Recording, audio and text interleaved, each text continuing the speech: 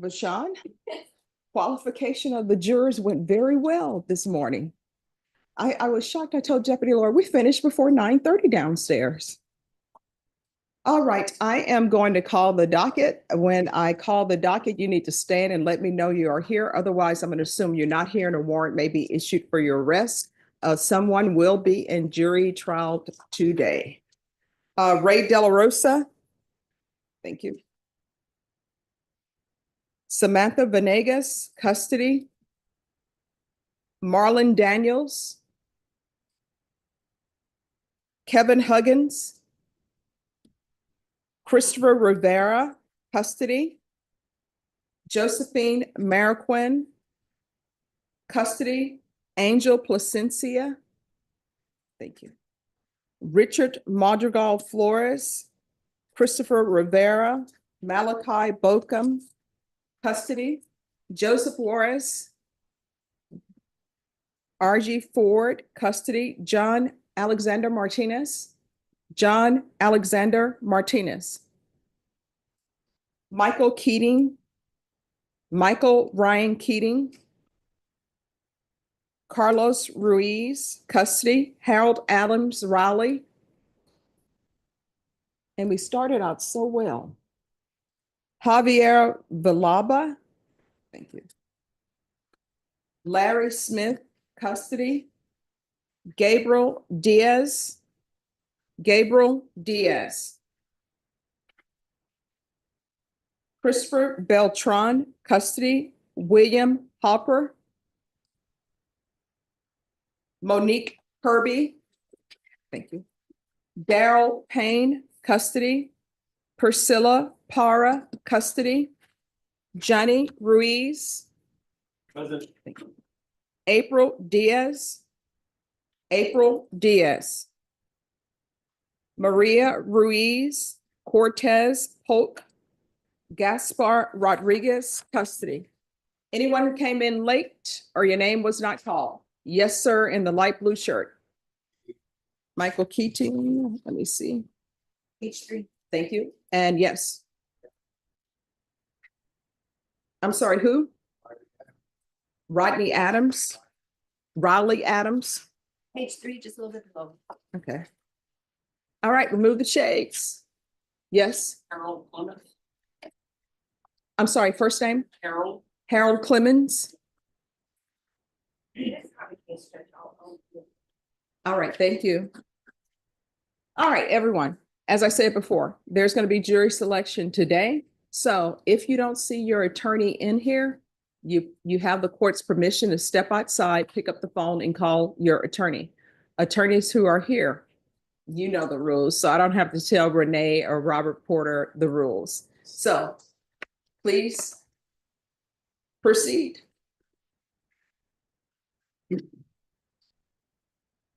Okay. I'm sorry?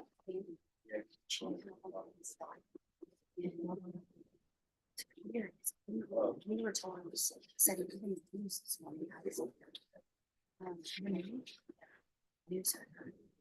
Okay, I can give you that call. Radio. All right, Deputy Laura. There's someone outside the BB. It's the students who are supposed to be shadowing me today. They say that they are outside the courtroom right now. You know how many students? It should be two. Students. Oh, They're inside. oh, come forward. Okay, come forward.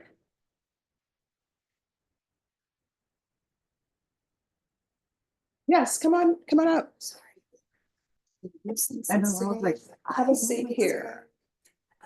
Robert Porter or Michael DeLeon, could you do me a humongous favor? Could you have another chair for one of the students, one of the young ladies, please? Get another chair for you. Oh, Deputy Laura says she has it. See what they study is. So what is your name? All right, nice to meet you. And what is your name? So what year are you all in? 0, 1, 4, 5. Awesome. Well, welcome to the 187th District Court. And I'm going to have you meet some of the attorneys. Yeah, that's Okay, so let's do that. But if it isn't something, that's the reason why everybody thought it was. here. I would like to just approach because she is here. I brought her in today to see if I could just get her. So, how do you know if like they made a note of first? Oh. I didn't teach that to them yesterday when I came in. All right, so So attorney, then it's on that one. these are Yeah. students who are shadowing. They're juniors in high school, so please let them know what you all do, all right? And so they're a little bit shy. Remember when you were young, which was probably 40 years ago? I get it. So, please introduce yourselves to them and let them know, what you do. And they're just gonna walk around a little bit to get a lay of the land and maybe see how you negotiate your cases if you're in the middle of negotiation. And they won't repeat to me what the negotiations were about, but I want them to get a true experience what we actually do. So, he's a prosecutor, that's Rick, It was that's set Andrew, here, but that's Renee, it was kind of- that's Robert Porter, they're defense attorneys, that's Michael Delion, who's trying to look at me, but he's not. He's a defense attorney, fellow prosecutor, so mix it up.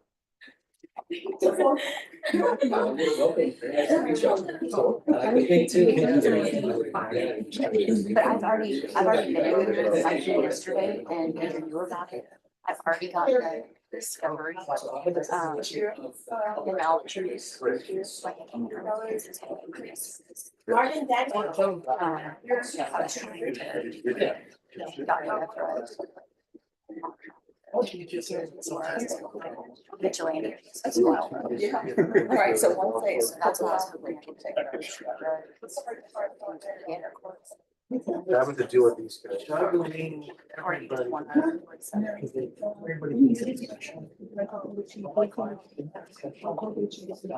Okay. You have to come up here.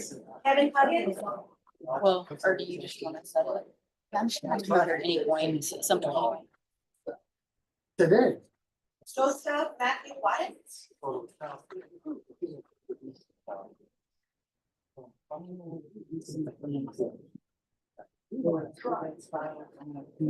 Trial it is. And they need to turn over. Hard drive. John Alexander Martinez. all right, Monique Kirby, if you'll come forward. Yeah, I read it yesterday. Keating, Michael Keating. Hello. Good morning.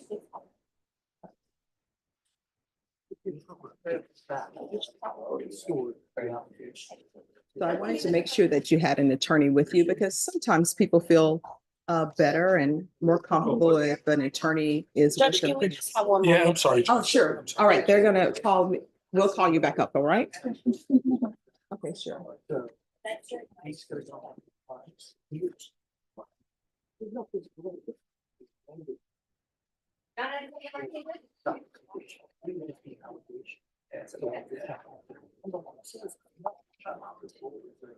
This is what happened to.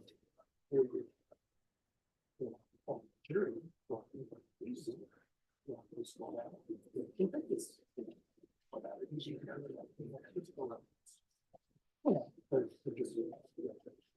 Believe that person. That's one of these situations.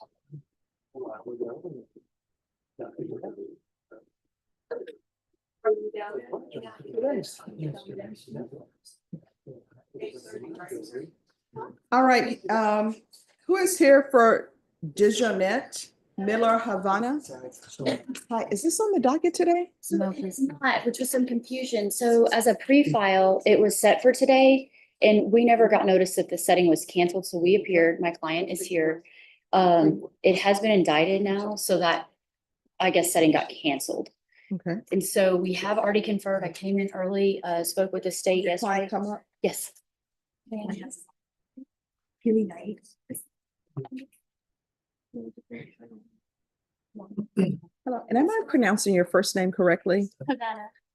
No, your first name. That's not my first name. It was that's my middle name, Deidre name. Ah, so the state, this is incorrect. So I'm sure the indictment may be incorrect. The indictment Oh, actually the looks like it, indictment is correct. yes, I think they just entered it wrong initially. All right, let me make sure the docket sheet is correct.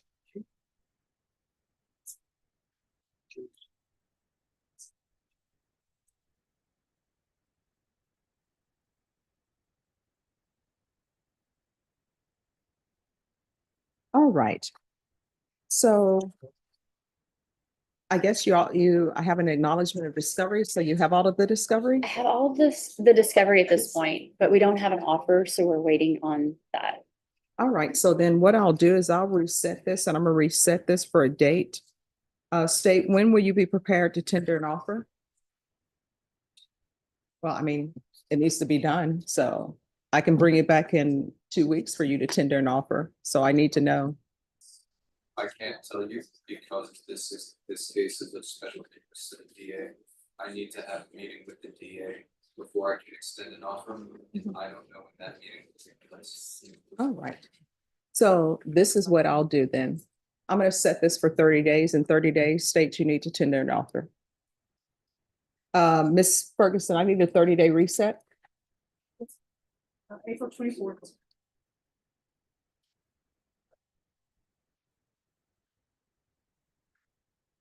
All right. All right, once you sign the reset form, you excuse. Thank you for dressing appropriately for court. Yes. All right, Thank you, Your Honor. Okay, You're welcome. you'll have a seat.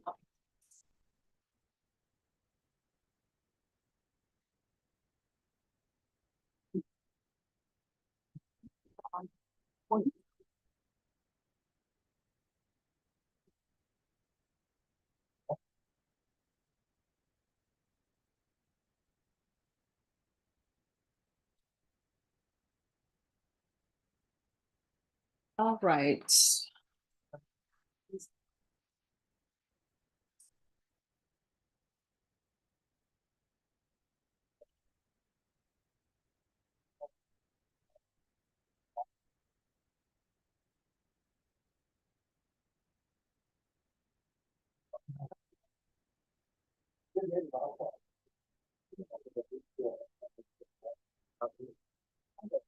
John Martinez.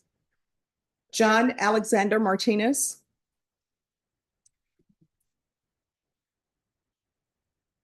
Gabriel Diaz. Okay, Gabriel Diaz is gonna zoom in from, I guess, Medina County at about 10. Okay. April Diaz. April Gutierrez Diaz. All right, everyone, if your attorney, everybody's still sitting here. If your attorney is not here, you need to pick up the phone and call them. You have the court's permission to step outside and pick up the phone and call your attorney because we have a jury trial that is going to start today. Otherwise, you're going to have to come back this afternoon.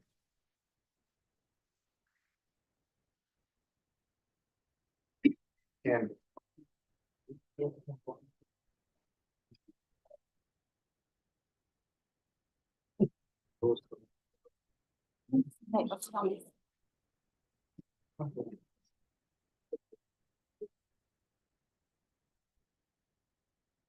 my role is to approach testimonies about those cases right there, one of them being with Mr. Young, so we can reach an agreement on a plea. If we can, I encourage these cases, I convict them to be external personality. Should I need to have anything else to me? For everybody, including the defendant. Very much.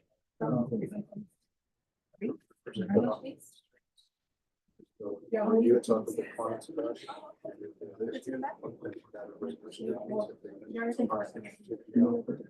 Depending upon. Because you go to Burnett.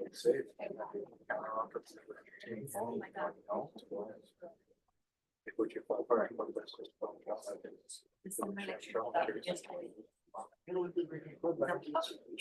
She's coming down now, and I'll make sure. That'll work.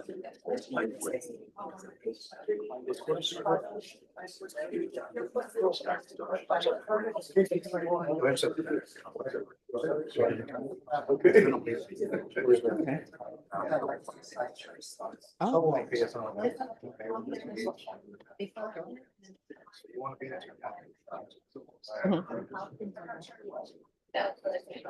Morning, Your Honor. good morning. Coach, Yes. just to remind you not to forget your. All right. I appreciate that. Oh, and just so you know, we have two high school students here. Oh, really? The young lady in the pink and the Okay. other young lady in the pink. So please impart some wisdom to them. This young lady here? Yes, and also here. Okay. Yes. All right, thank you. So that is completed. Yes.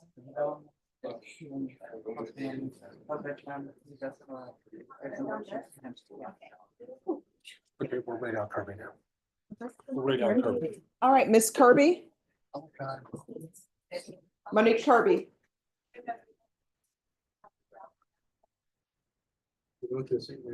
Thank you. Hello, how are you doing? All right, thank you for dressing appropriately for court. I really do appreciate that. Yes. All right, so they tell me that you are doing well. And the only issue is the fee. Well, for me, it's the restitution. So do we know how much restitution is remaining? She does it. The restitution itself for a total balance was, that's a false number. She's made payments, I believe, about $3,700 right now. So let me find out. Probation,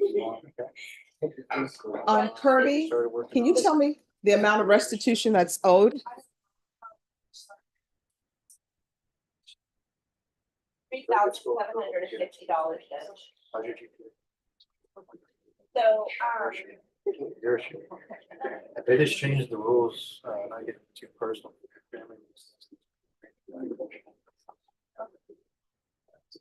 So they keep it 4.0. Make sure. This is all the words, get your proper documentation, no matter deadline. I'm sorry to have to do this. Can you please give us another moment? Yes. Thank you. All right, just have a seat.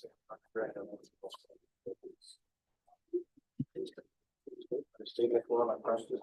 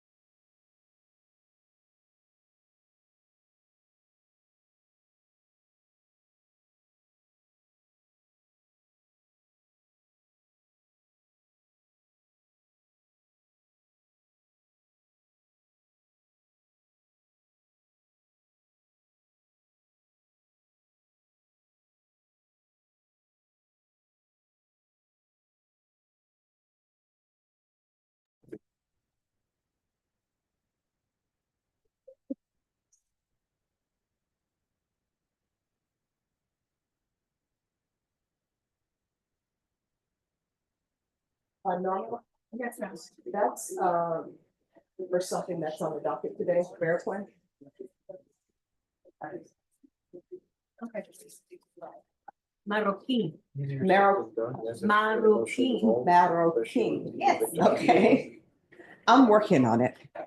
But you didn't roll your R. Do I roll my R? Marroquin. Marroquin. Okay. Here, she has to repeat back down.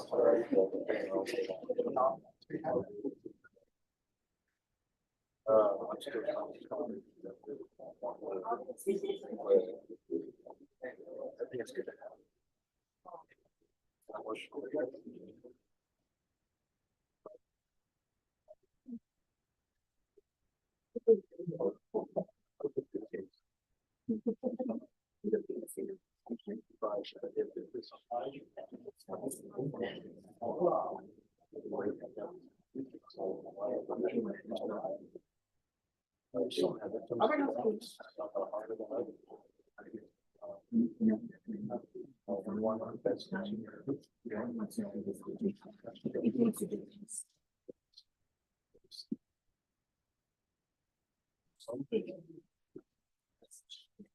It's compliance.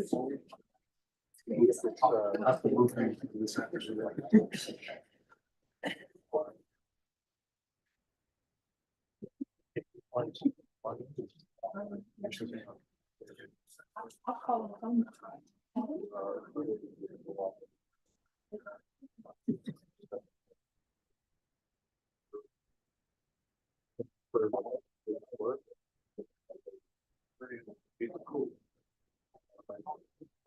This is normal, but for you, no, 75.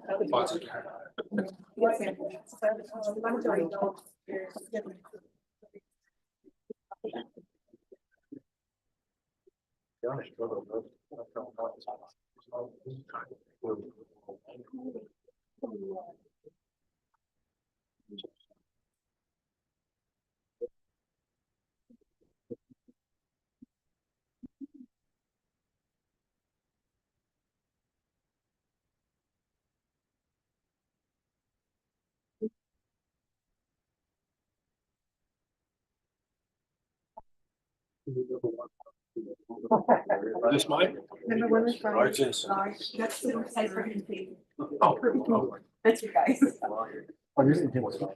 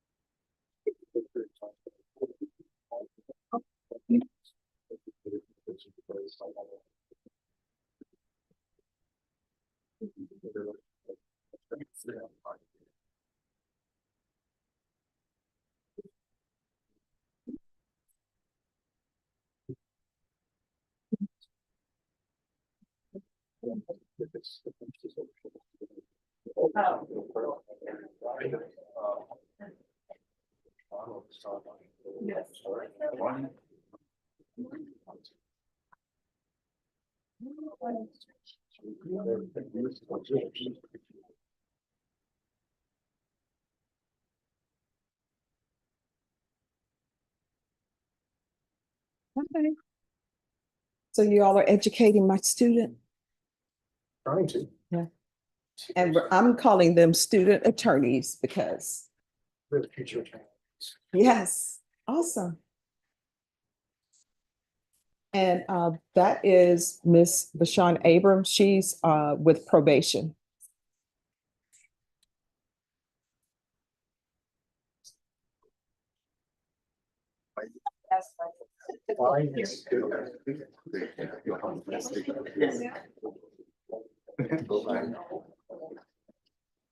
Have a seat, man. Hi, have a good one.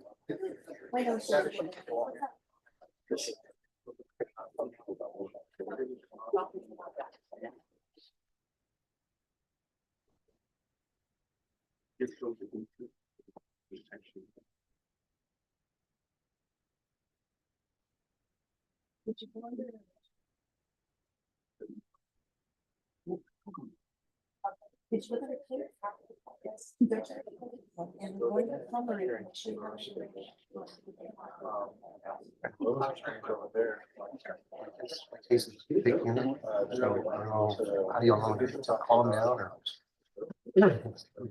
Or. I do our best. Those are what is?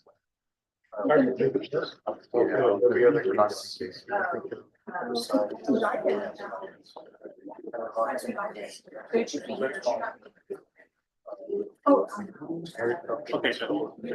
Oh, are you all ready? Yes. All right, Okay. Monique Kirby, What do you think? Oh. Yeah. Yeah, probably. all right, we are back again. Anyways. All right, so the only issue it appears has to be with restitution. So do we have an amount of restitution that is owed? Judge, so the total amount of restitution was the 3750. She has made payments totaling $2,435 toward her account. As you are aware, when a corporation is the party that should be paid for the restitution, that corporation essentially is the last priority when making payments. So none of that monies have gone to the corporation. It has gone to all of her other fees. All right, so what the court is going to do is, by my calculations, you say that the amount she owed was $3,750? Yes, Judge. And she has paid $2,435? Yes, Judge. So that means that she has a balance of restitution for the court of $1,315. So with the $1,315, have you worked out a payment plan for paying $1,315? I worked out a payment plan, but towards like the rest of what I own, the 3,000 something. She worked out a payment plan for the total amount, Judge, that she owes, because that, of course, doesn't take enough in account her other fees. All right.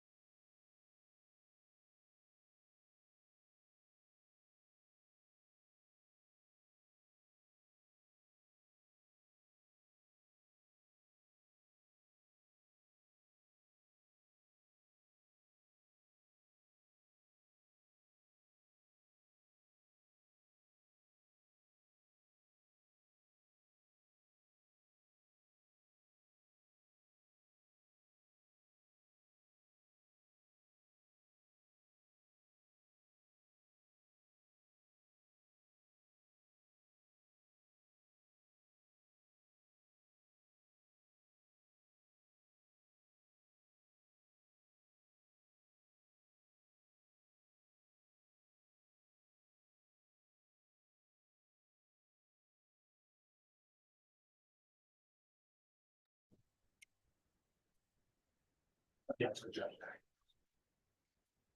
can I have my court? This? Oh, you know what? Here you go. I'll just. All right. Thank Thank you.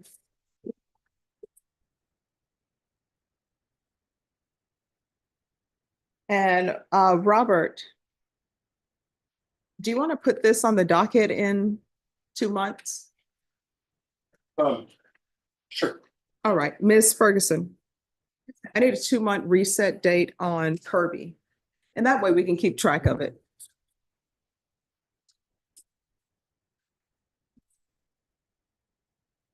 May 26th. All right. December.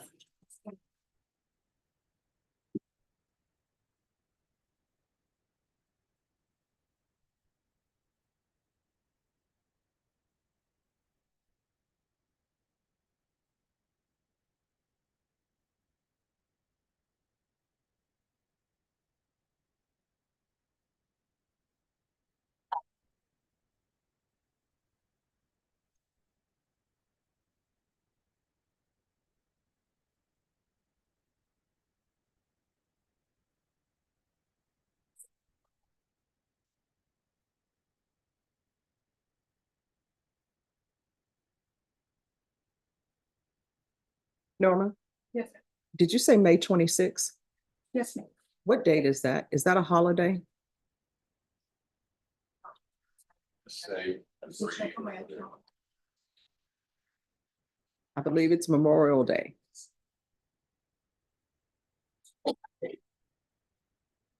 So Robert, it's going to be May 27th.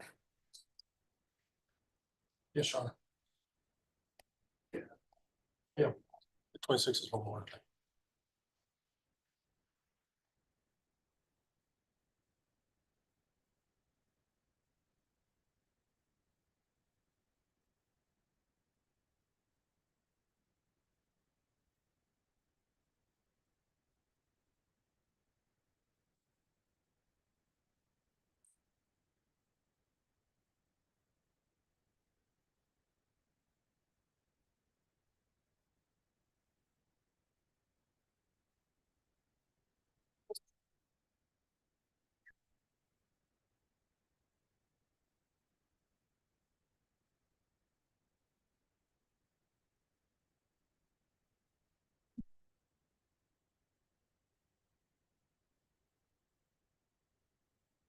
Sarah Marlon Daniels.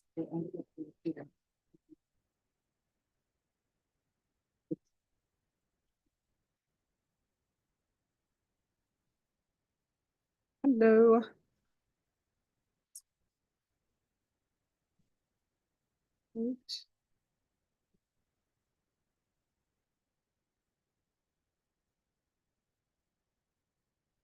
All right, so on this case, blood discovery, where are we? So there were 3 facilities that were involved. We received a blood discovery about from 1 facility that had reached out to the other 2 facilities. And they've represented to me that the state will be in possession of it by April the 9th. Okay. All right, Ms. Ferguson. Put this case, and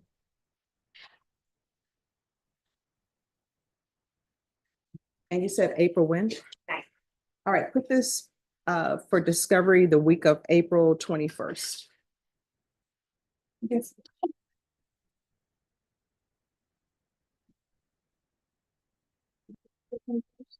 The week of April 21st. The 21st. All right, so we'll be back on April 21st. I have an agreed order for you from my clients. You put him on probation a couple of weeks ago or a week ago. His wife just needs property that he has. They don't object to it.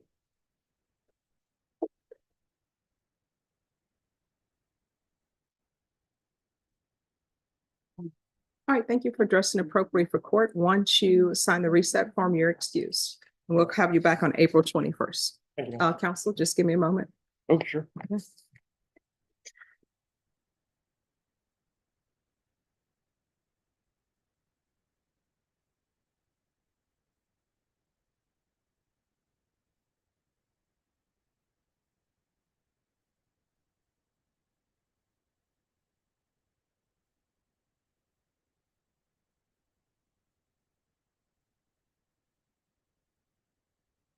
And this return of property, that's only in one case?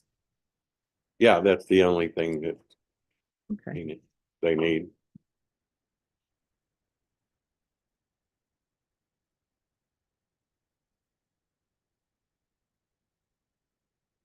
Oh, this is a completely different case. This is not concerning this client. Right, it's a Okay. different person you put on probation a couple of weeks ago, Right. and he's in custody and the wife just needs these property. Okay.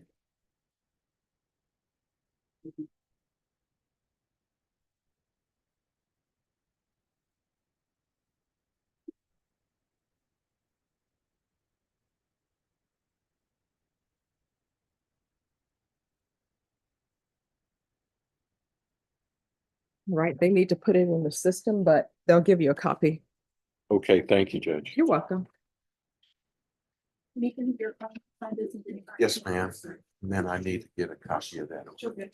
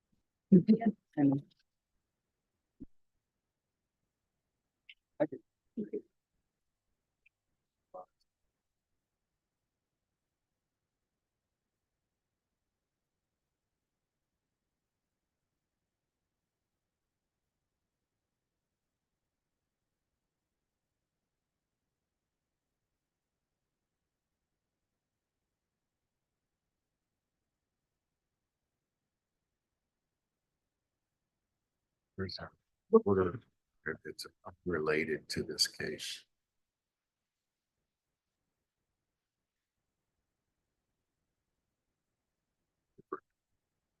I just need a copy of this. Can I take it to the bank? Go to, the parking lot. Okay.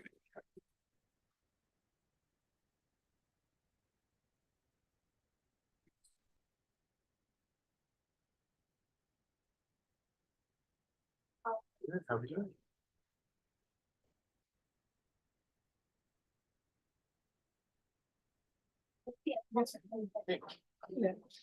So here on April, yes, he's one.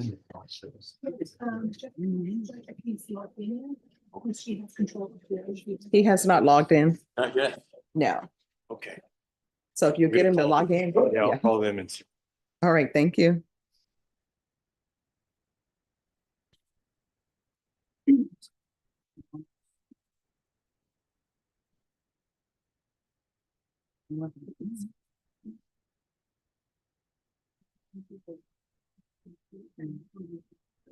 No, this not. It's done, but I don't see that they issued a warrant because it would be right here.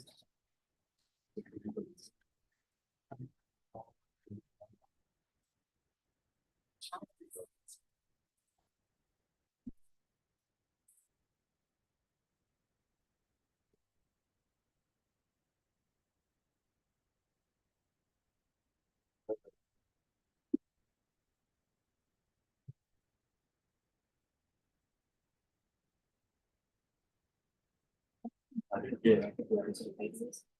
I'm not a big-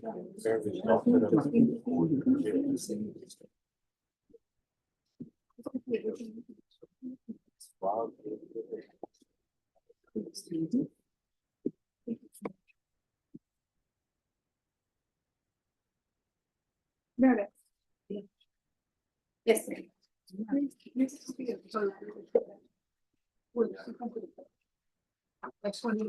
Lord. I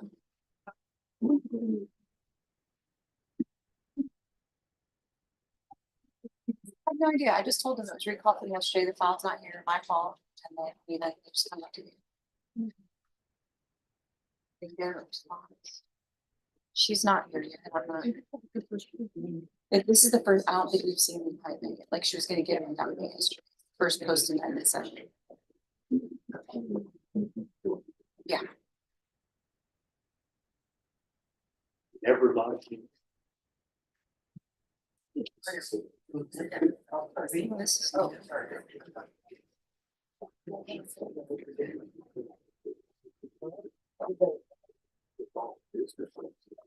Yeah.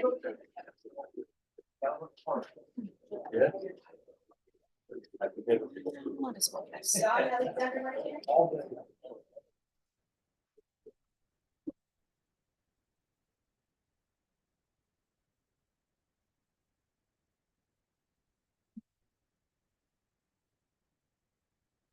Carl was very apologetic because I did put it on his calendar because he knew I had mediation all day. And I had talked to Josephine about Carl's gonna cover me. It's the first setting. Blah, blah, blah, and he got stuck. Didn't take care of me. Well, they don't happen when I'm covering. Just kidding. I like to give Carl a hard time. Yeah. Yeah, he was stuck. That's just how it happens.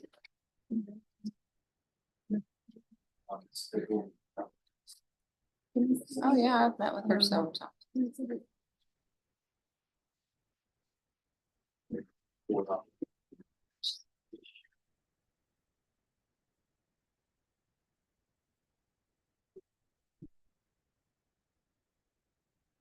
Oh.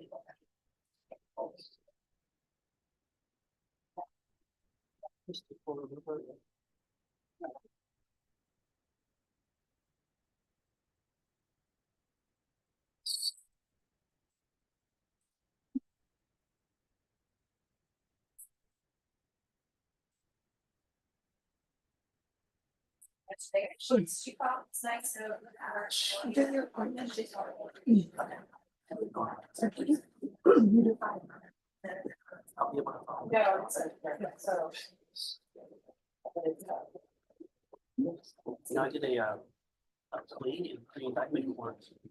And we signed the one sentence, but I didn't know they signed the one sentence, so I got the pre-indictment warrant. The file rejected it and said, I have to write one seven on the vouchers, and I did. Javier Villalba. Javier Arturo Villalba.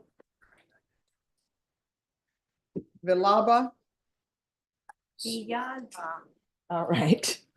I think he's in the hallway or something. Okay.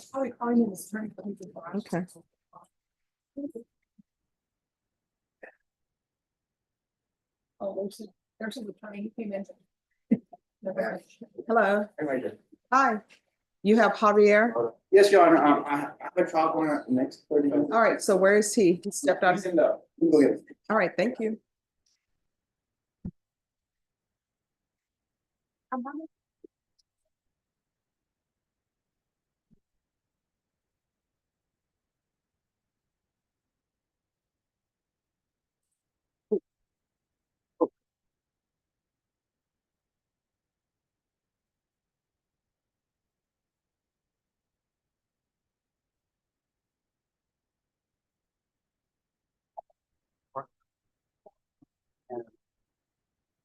Already sworn in.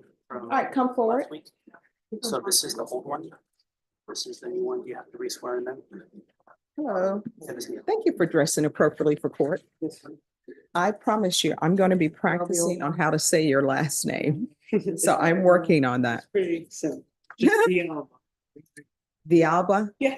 Oh, So I have. see, Deputy Laura said it incorrectly. Villalba. Yes. I have to them Yeah, I was in back. to the state. All right, counsel, how long is your jury trial? You think? I don't know, Your Honor, I just got hired about, a month ago.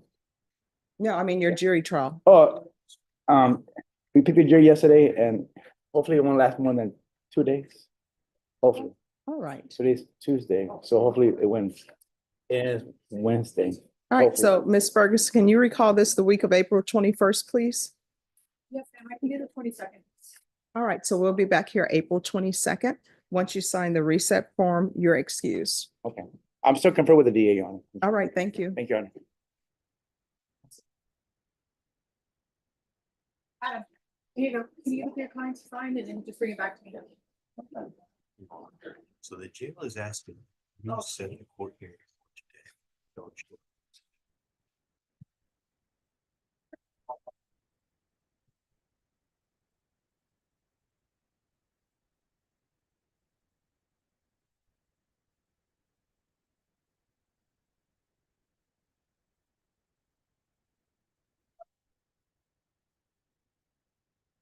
Here.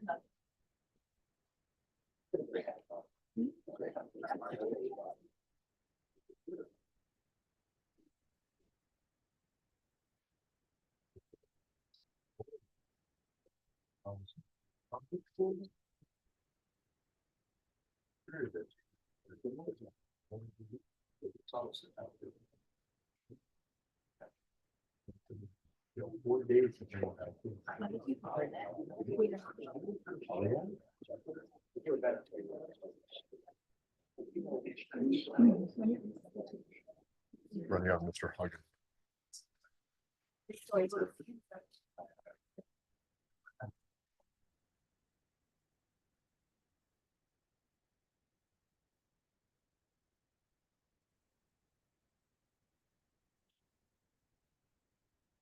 Christopher Beltran.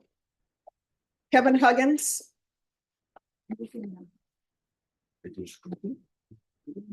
Hello, thank you so much. Yes, ma'am. Oh, so guys, come on up.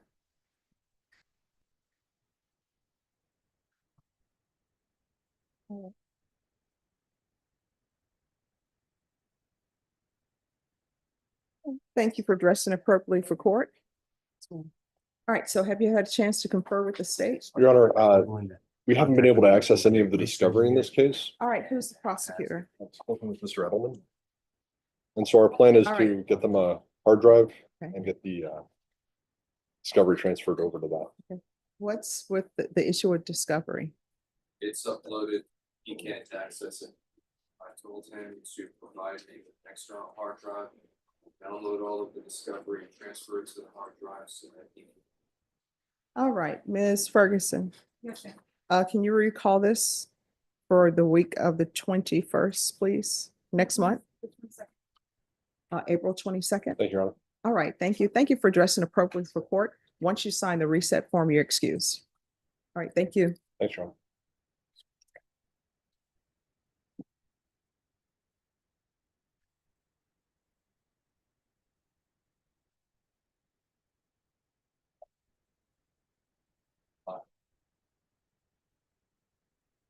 All right, just give me a moment and I'll tell you all what is happening.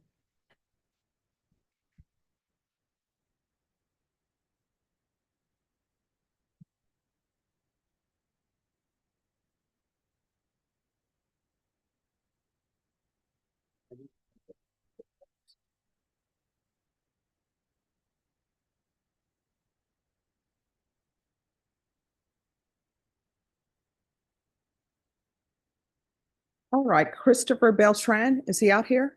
Yeah. All right, let's proceed. Yeah. Morning, Honor. Good morning. How are you doing? Doing all right sometimes yourself. Oh, I'm doing okay. I cannot complain. Good. All right.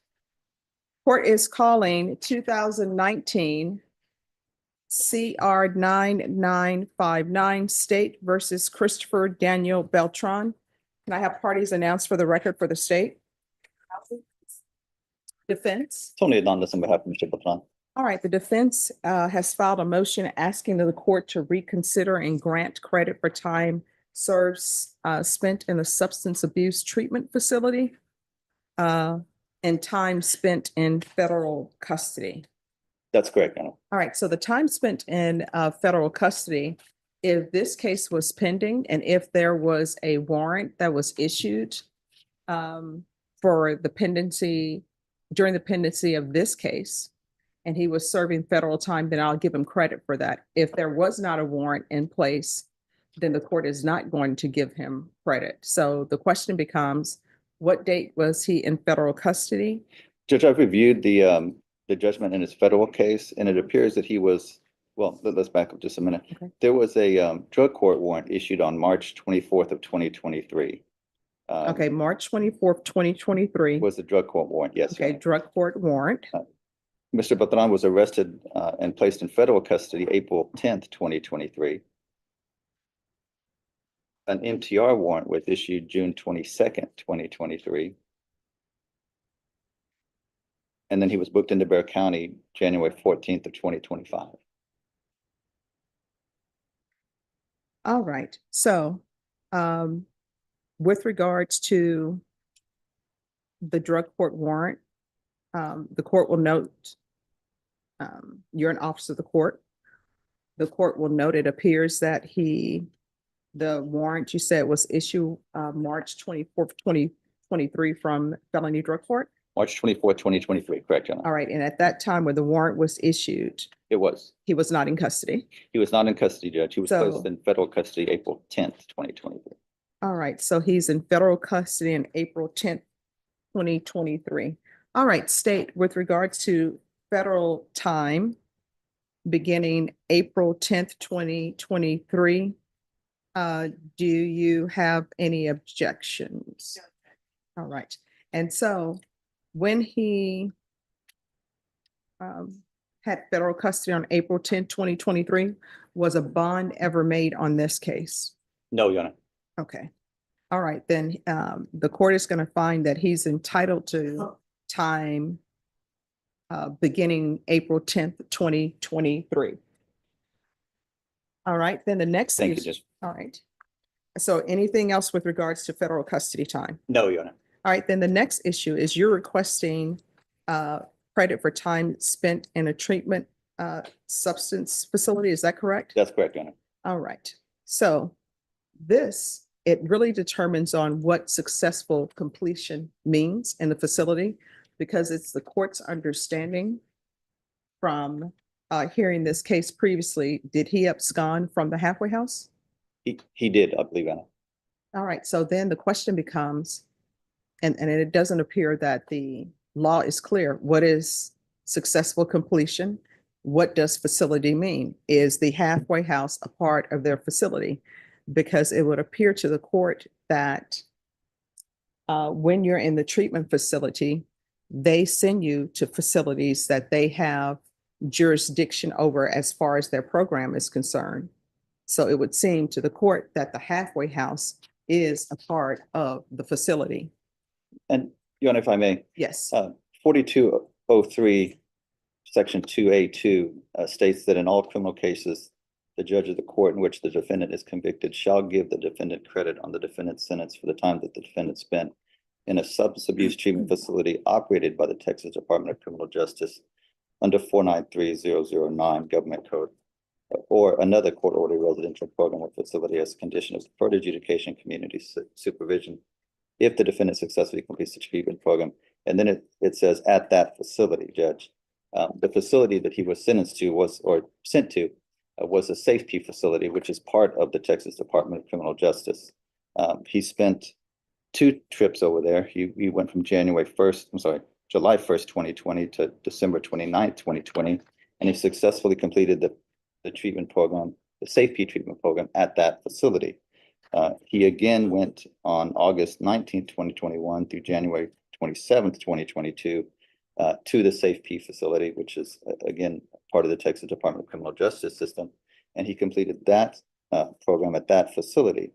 The statute doesn't address any residential treatment facility because residential treatment facilities or aftercare treatment programs, and I think they refer to it as let me see.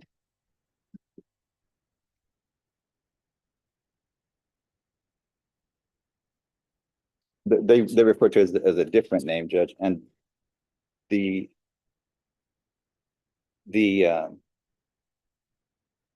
importance of that, Your Honor, is that those aftercare treatment facilities may or may not be part of the TDC system, whereas SafeP is absolutely part of the TDC system.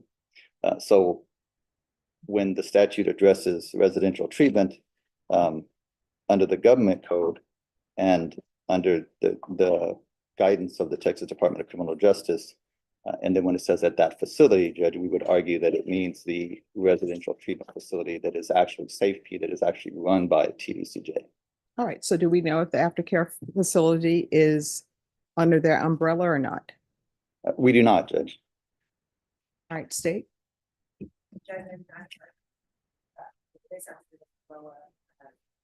They court had ordered for the defendant to successfully complete the aftercare. I mean, there are employees there that help the defendants when they come and go, and so. And I think that's the primary difference, Judge. The aftercare facility, he can come and go based on whatever the personnel tells him he can do there. SafeP itself is a lockdown facility. He has no choice. He cannot leave that facility. And I think that is one of the reasons why he should be given credit for that particular program. And I think that's the differentiation between the two programs. The statute clearly says at that facility, it doesn't say in any subsequent facility. It doesn't address any subsequent facility whatsoever. All right, anything else? No, Your Honor. All right, well, there has not been any evidence presented to the court that the aftercare facility is not a part of the criminal justice facility. For the court, the law is unclear as to what facility means. It appears from everything I've heard from both parties, SafeP ordered the defendant to a halfway house as a part of its continuing treatment. So the court is going to give you credit for the federal time beginning April 10th, 2023, which the state is agreeing to because a warrant was issued from the drug court on March 24th, 2023. And you were in federal custody beginning April 10th, 2023. So you will receive time beginning April 10th, 2023, and the clerks will make sure that he receives time for that. With regards to time for successful completion of SafeP, the court is finding that you did not successfully complete it. There's been no evidence presented to the court that and defense counsel has stated he's not aware if the aftercare facility is under the direction of SafeP, but based upon evidence that the court has received, SafeP is the facility, or the directors there did order you to the halfway house and you absconded from the halfway house. So the court is not finding that you successfully completed your inpatient treatment. So the court is not going to give you credit for SafeP time. Judge, may I put one more thing on the record? Judge, in regards to the difference between the two facilities, the reason that, well, a potential difference between these two programs is that were he to have finished the aftercare treatment program through the SafeP program and then subsequently been revoked, the court's only authority would have been to give him credit for the time spent in the actual SafeP program. The court doesn't have authority to give him credit for the aftercare program, which is not a lockdown facility. So again, I think that's another distinction between the two facilities. And when the statute says at that facility, that's the only, our argument would be that the only facility that the statute can be speaking about is the actual TDC program, the SafeP program, and not the aftercare, as the court doesn't have authority to give aftercare credit. All right. All right. Is there anything else? No, yes. All right. Thank you. Right. Thank you, Judge. Maybe be excused. Yes, but if you want to make sure that the clerks have the correct time I for will him do. for the federal custody. I will. All right. Thank you. Thank you. You're welcome.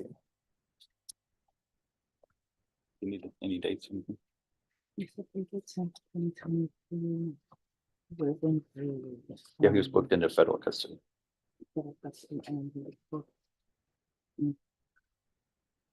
Yeah, they're coming on 1/14/25. Right. So I'm putting the date of 4/10/23 to 1/14/25. And that's 646 days. Okay. And then, compared to the 71 plus the previous credit that was given, we'll be adding the 646 to his current credit. Okay, that was like 300 something.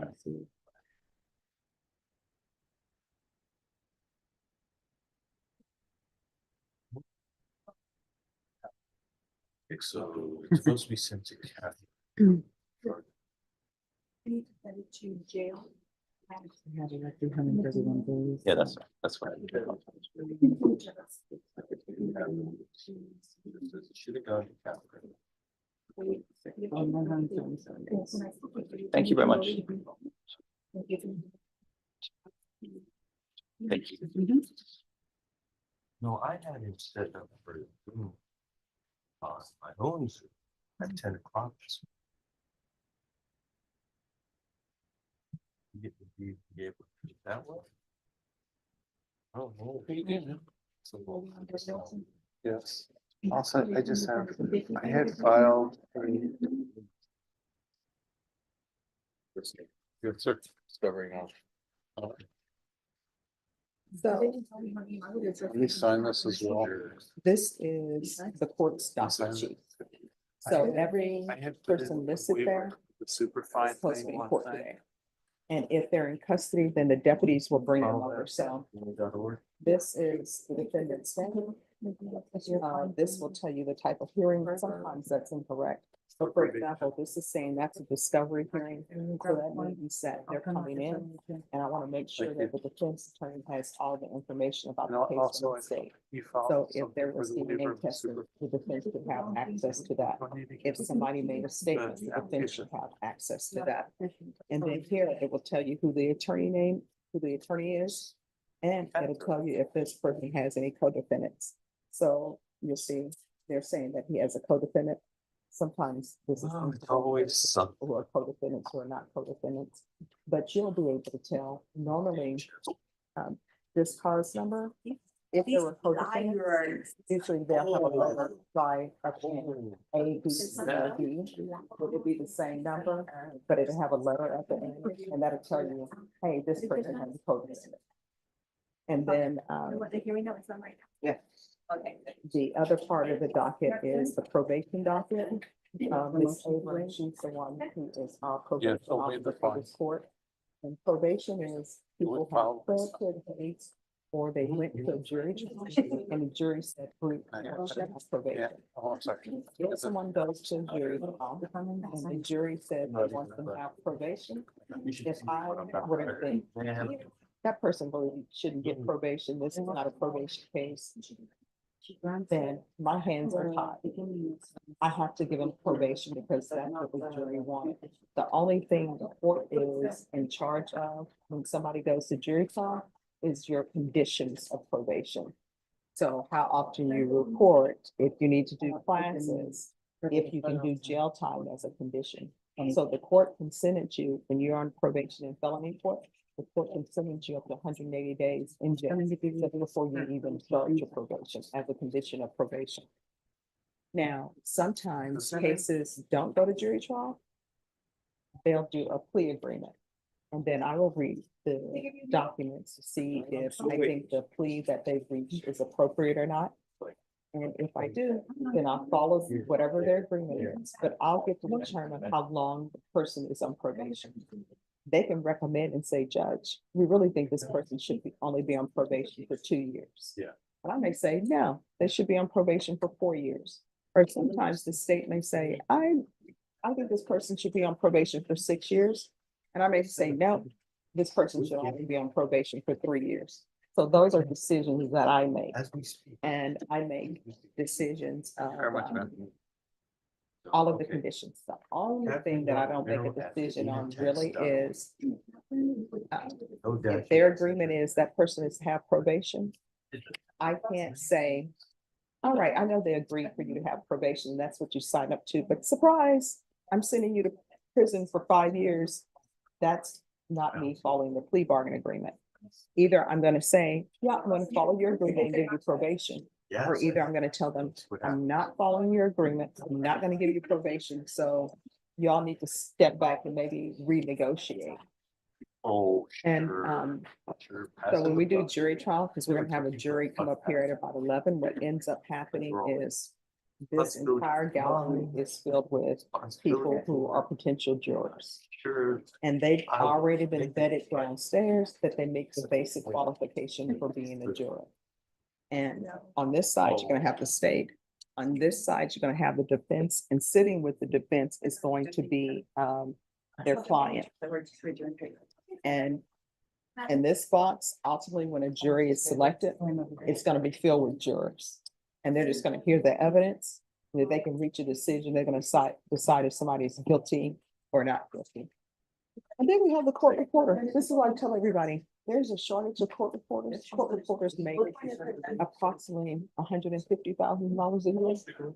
That doesn't even include when they have to produce records, because when somebody's placed on probation, or if somebody goes to jury trial and they lose and they say, you know what? We want an appeal. The appeal, they'll need her record. So everything that she took down during the trial, she has to reproduce that. That's a good one to They're have. allowed to charge for that because that's her work product. So there's a sign outside, a QR code. Take a photo if you know somebody. The only thing is, it depends on your level of accuracy, how long it takes you to become a court reporter. All right, see, right now I have this case. It's unlawfully carrying a weapon case. They've applied for probation. In this packet, it's going to be all of their admonishments, which is what the law, what rights they're giving up. And then it's going to be all the police reports attached to it, so that I can read it and see if there's enough evidence that they actually committed the offense beyond a reasonable doubt. So we're going to take this up next, and everything that I say, you'll be able to see it maybe on her screen. She's going to take down. Yes. Has he logged in yet? No, he has not. Okay. So So if you'll- there was a little bit of a issue with communicating it. All right, get him logged in. But he's supposed to have they're supposed to have all the information now. Okay. So hopefully they'll get him logged. All right, thank you. Who is here on Angel Placencia? I am your honor, we're ready. All right, if you'll come forward, please.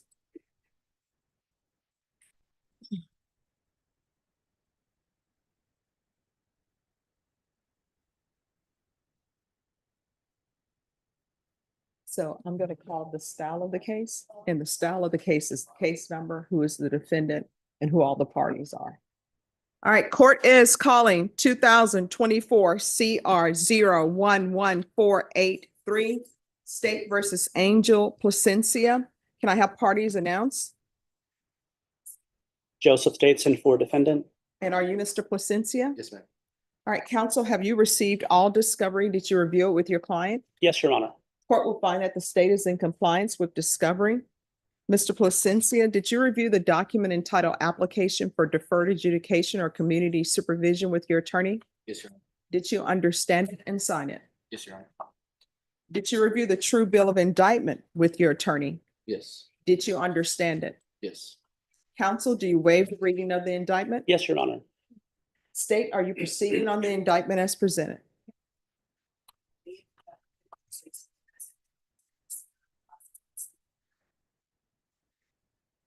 No objection. All right. Did you review the admonishments with your attorney? Yes. Did you understand it and sign it in all the appropriate places? Yes, ma'am. All right. Did you understand the state is proceeding on the lesser included offense of unlawfully carrying of a weapon as a Class A misdemeanor? The range of punishment is up to a $4,000 fine and up to 1 year in the Bexar County Jail. If you have a plea bargain agreement with the state, the court does not have to follow your plea. If for any reason the court does not follow your plea and gives you more than you bargained for, the fact that you entered a plea will not be used against you, and you will be allowed to withdraw your plea. Did you understand? Yes, sir.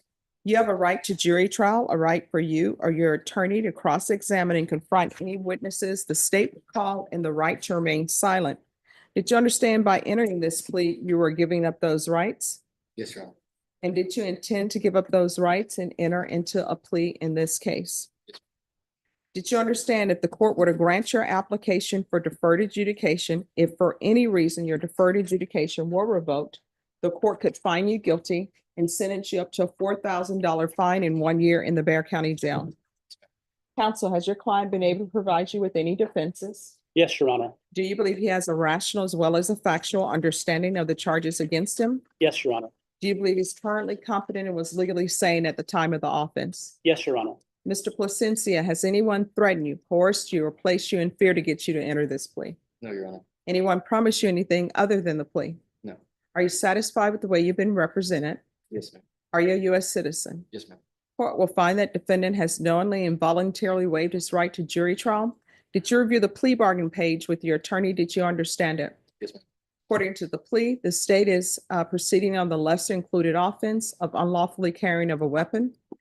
They're requesting an $800 fine and recommending deferred adjudication. Did you understand that to be the plea? Yes, Your Honor. Defense? Yes, Your Honor. State? Yes, Your Honor. Did you review the waiver of appeal paragraph with your attorney? Did you understand it and sign it in both places? Yes, ma'am.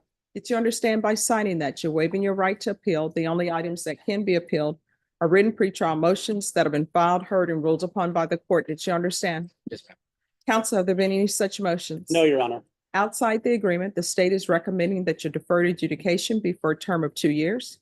There be a TAP evaluation, community service restitution hours, no contact with SAISD properties, and there is to be no possession of firearm. Did you understand? Yes, ma'am. Did you understand those are recommendations from the state and the court does not have to follow those recommendations? Yes, Your Honor. Then to the lesser included offense, how do you plead? Guilty, not guilty, or no contest? No. State any evidence? No objection. All right, state, you may be excused. Did you review the waiver and stipulations with your attorney? Did you understand it and sign it in all the appropriate places? Yes, ma'am. Again, did you understand you have a right to jury trial, a right for you or your attorney to cross-examine and confront any witnesses the state would call and the right to remain silent? Yes, Your Honor. Did you understand that today the state will be presenting evidence in the form of witnesses' statements and police reports, but most importantly, there'll be no live testimony? Did you understand? Yes, Your Honor. Court will find that defendant has knowingly and voluntarily waived and consented to stipulation of testimony and stipulations. Court will accept into evidence states exhibits 1 and attachments and review the same.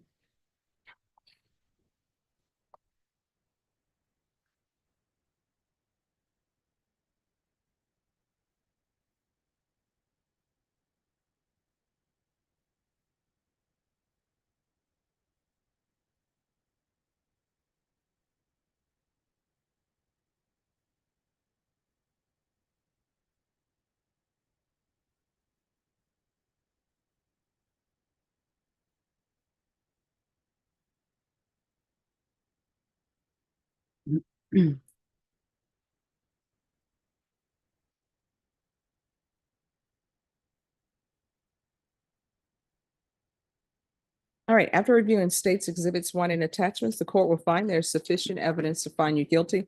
Court will defer finding of guilt as you've applied for deferred adjudication. Are we proceeding with sentencing? Yes, Your Honor, if I may add something. Yes. My client resides with his mother. And he has accepted a job in Wilson County. He's going to be moving to Wilson County. He's asking for probation to be transferred to Wilson County with your permission. All right, how old are you? 18. All right, did you graduate from high school? Yes, ma'am. All right, why did you do something so silly? I was just being stupid. But why? Poor decisions. Well, but of all the things that you could do, one, why are you posing with the weapon? Why do people think that's cool? I feel like I just see everybody else think it's cool, and I'm very stubborn. I could get really hard-headed sometimes. Mhm. And I try to fit in with the crowd. And really, I wasn't raised that way. My mother raised me on different principles, and my father raised me on different principles. And with time, I feel like I eventually did learn that that's not the way I was raised at all. Yeah, I don't know why people want to follow people or fit into a group. Sometimes it's great not to fit in a group. Yeah. What's the saying, in a world where you can be anything, be a unicorn? Yeah. So stand out. Then people will remember you, but not for the wrong reasons. So what are you planning on doing with the rest of your life as far as employment? Like as in employment, I wanted to join the military. It's actually been like a goal of mine since I was like a very little kid. But right now I'm in the old folks, and because I was gonna go into the military, to the army, and I was gonna get my hazmat, my CDO, Mhm. and my hazards license. And I was gonna do a few years or even like 6 or so, like gain a lot of experience and then get out of the military and have a hazmat, like driving trucks, because that's what my father does. Mhm. And eventually I do want to start a business with him, where we have our own contracting business with 4 trucks. Basically, we just own our own truck company and we get But hired. let me ask you this. What is your dream job right now? The military. All right, so this is what the court will do. If you are in the military and this is holding you back and he signs the paperwork to go to the military, I'll terminate him. All right? Yes. Because this could have turned out so differently, but I don't think this is an offense that should necessarily stop you from going to the military if that's what you want to do. So if you want to go to the military, I'm sure the states will have no objections to terminating you early. Then you will be in the military. You understand? Yes. All right, this is what the court will do. The court will sentence you to 2 years deferred adjudication. There's to be no possession of firearms. And I know in the military, you'll need to possess firearms. So if he's accepted into the military and he signs on the dotted line, then I will terminate him. Yes, Judge. There's to be regular reporting by Zoom or in person.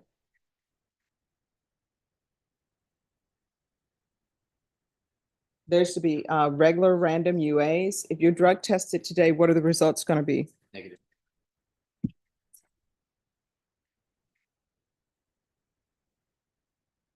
There's to be proof of employment within 30 days. No employment as a home health care provider or with minors. There's to be 80 hours of community service restitution. If you obtained a CDL or some type of higher level education or a trade school certification, the court will deem this community service hours satisfied. There's to be no contact with SAISD properties. So that means school activities, you're not allowed to go. However, do you have any siblings? Yes, ma'am. All right, if you have a sibling who's in school and I don't know, they're having a track meet or there's some event or graduation at the school, just let me know. Yes, Judge. There'll be a transfer to Wilson County. There's an $800 fine and that will be probated. And Miss Abrams, I'm gonna order a gun safety course for him. Probation, is there anything else that he needs? No, Judge. Is there anything else that you need from the court to be successful? I'm sorry? Oh, no. Right. Your Honor, I had asked him to take a gun safety class prior to the plea. He actually did finish it.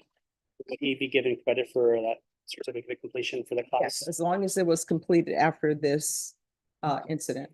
Yes, it was completed within the last 2 weeks. Yes. All right, yes. Thank you, Judge. All right, did you review the document entitled Trial Court Certification of Defendants' Rights to Appeal with your attorney? Did you understand it and sign it? Yes, ma'am.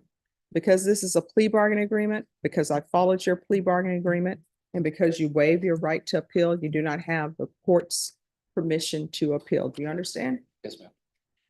All right, we can go off the record. You're young. Here's the thing. Everything that you do in life, before you do it, you know what you need to ask yourself. What's the downsides to my doing this? Is this something that's going to impact me? And by all means, do not put anything in writing that you do not want the entire world to read, because the entire world may read it, or your mom may read it, or your dad may read it. And if it helps you or you're confused, should I do something or should I not? Just think about your mom and dad and think, Am I doing something to make them proud of me? You understand? And if the answer is no, don't do it. And if you still have questions, pick up the phone, call your mom and dad for advice. You understand? All right, good luck to you. If you need anything, you can always come back to court and let me know. And I'm serious, if he signs up for the Yes, Judge. military, then I will terminate him early. I was already in the process too. Like I've been currently going to the recruiting office, Okay. and I do have a recruiter that I talk to.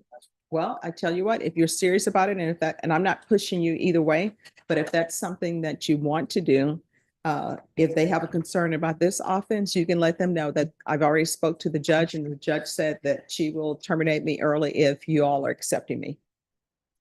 Thank you, Judge. All right, you're welcome. Have a good day, and thanks for dressing appropriately for court. Yes.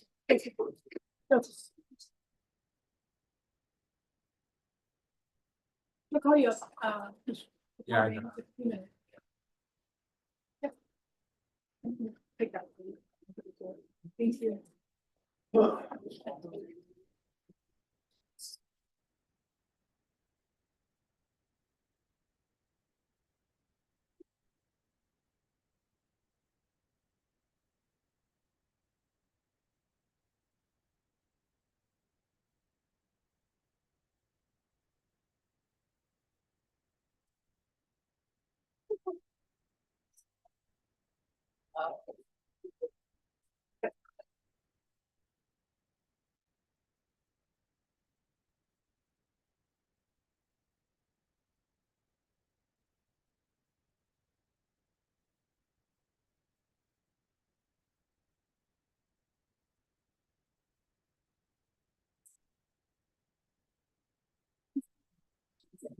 Medina County Jail. Yes, ma'am.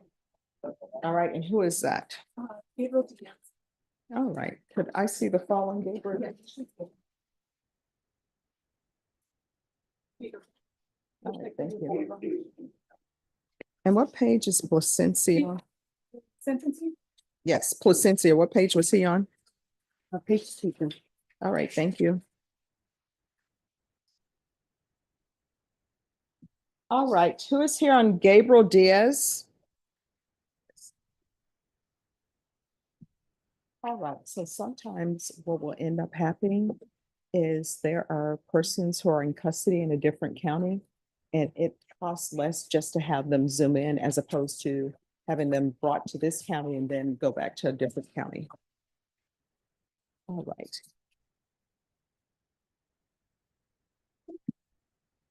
And counsel, so he needs a bond set in all cases? That's right, Judge. There are 4 cases pending here in your court that we need to approach regarding the bonds. All right. Court is calling 2024 CR 010149, 2024 CR 010131, 2024 CR 010128, 2024 PF 01633, State versus Gabriel Diaz. Can I have parties announced for the record? John Winter for the defendant. All right, and are you Mr. Diaz? Yes, ma'am. All right, Mr. Diaz, you have a right to appear in person in court as opposed to appearing by Zoom. Do you have any objections to appearing by Zoom? No. All right, defense, do you have any objection to your client appearing by Zoom? No, Your Honor. All right, defense, you filed a motion to set bond in each of these cause numbers. State, have you had an opportunity to review the defendant's motion? All right, and have you all reached an agreement? All right, and it's the agreement that is listed on the documents for the court. It appears that in cause number 2024 CR 010131, the charge is evading arrest, detention with a vehicle, and you all have agreed to a $10,000 bond. Is that correct?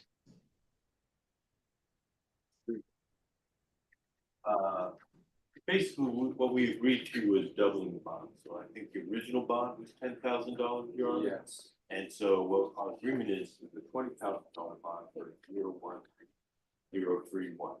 All right, so you've agreed to a $20,000 bond? But if you want to set it at 10,000, No. we're okay with that. It's because this is what it was written on the document. Oh, I think what I Oh, those are the original bonds, Judge. All Yes, right. those are. All right, and then, and cause number ending in 010149. What is the agreement? That's correct. And in the cause number ending in 128, 10,000. That is correct. and in the cause number ending in 633. 6,000. That's also. All right. All right. State, are you requesting any other conditions to be added to the bond? Not at this time. All right, thank you, State. You may be excused. Mr. Diaz, could you raise your right hand for me, please? Do you solemnly swear and affirm the testimony you give will be the truth and nothing but the truth, so help you God? Yes, ma'am. Yes, Your Honor. You can lower your hand. State your name for the record. Gabriel Diaz.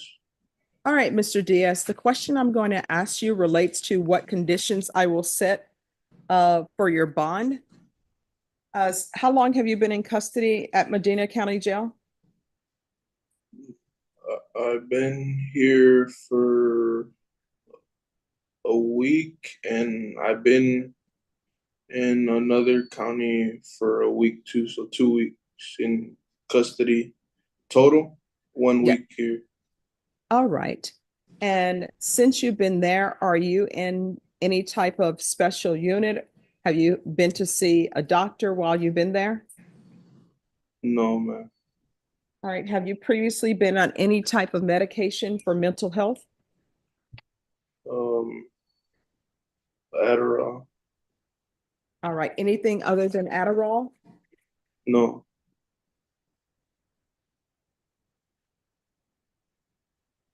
And I'm not sure because my mom would do everything for me. okay. So And how old are you? 22. And how far did you go in school? I completed school. All right. And did you receive any type of special classes while you were in school? Yeah. Okay. And have you ever seen a psychiatrist before? No. And in the past, have you ever used any type of controlled substances or drugs other than Adderall? No. Have you ever used any type of illegal substances, marijuana, methamphetamine, cocaine, anything else? No. Okay. All right. So this is what the court will do. Let's see. Oh, and I'm sorry, counsel. He's in other counties and has been transferred to other counties. Why is that? So the reason why there was a bond forfeiture was because of a failure to appear in this court. Mhm. And he also had a case in Medina County and had a failure to appear there. The reason for that was that he went to Mexico to visit an ailing relative. It was your aunt, right? Or My grandma. your grandmother. And so, of course, coming back, he had the warrants. They arrested him. Where did they arrest you? In Laredo? At the bridge. In Laredo? At the American side of the bridge. Was that in Laredo or another town? It was in Eagle Pass. Eagle Pass. And so they arrested him there and confined him in the county jail there, which is. Because my grandma passed away. Yeah. All right. All right. This is what the court is going to do. And counsel, there are no orders attached, but I'll write the order. Okay. All right. And cause number 2024 PF 01633. The court will follow your agreement. The court will set the bond at $6,000. And I am going to do a, Oh, Judge, I have orders if you'd like. oh, yes, please. Righty. And it's going to include a referral to Center for Healthcare Services. And regular UAs waive the fees. Very good, Judge. The PF one is on top.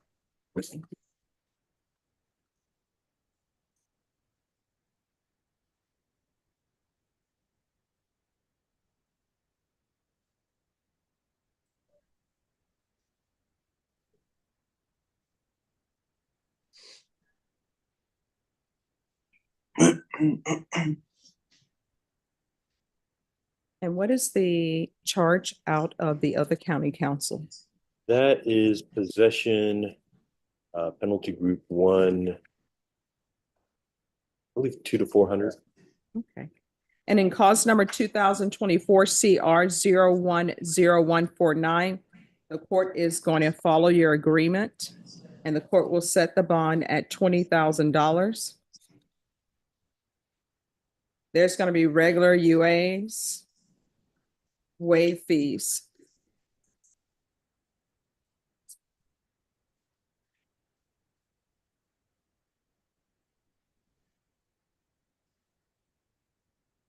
And in cause number 2024 CR 010128, the court will follow your agreement, set your bond at $10,000.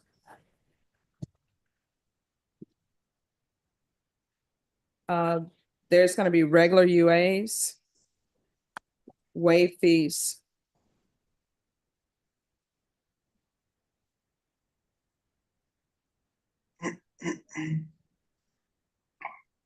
And in cause number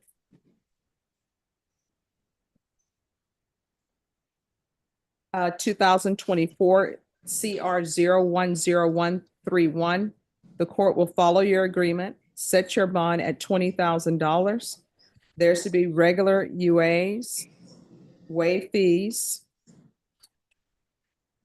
a referral to Center for Healthcare Services. There's going to be partial GPS for medical appointments.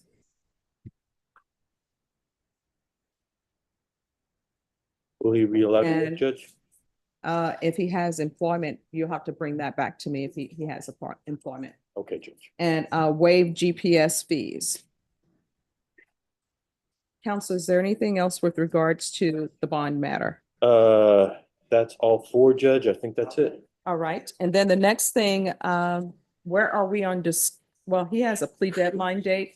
Ms. Ferguson? On this cases, if you'll set it for the week of April 21st, please. All right, April 22nd is going to be your plea deadline date. Okay, Judge. All right, is there anything else? No, Your Honor, that's all. All right, then, Mr. Diaz, you are excused. Medina County Jail, thank you. See you soon, Gabriel. See you soon, sir. Thank you. Your Honor. You're welcome. Judge, can I have 20 seconds of your time, not work related? All right, yes. Oh, thank you so much. Okay, let me ask you this. You know, I'm going to be greedy now. You need more? 2 more for my 2 students. Yeah. All right, thank you. I love it. Yeah. So you will have, this will be your first Fiesta medal. I didn't bring it. Yeah, okay. Yeah, so Yeah. my Fiesta medals will not be in until the beginning of the month, but I'll make sure that you all receive some. Yes, I do. So it just hasn't come in yet. But hers is a play on Wicked, so. Okay. Yes. Make sure I take some here. Yes, I will. Oh,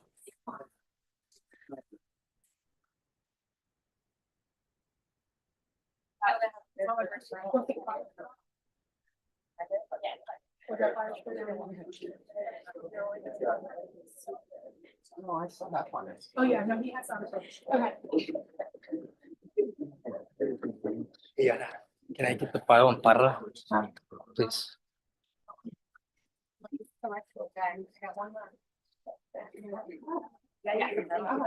Yeah.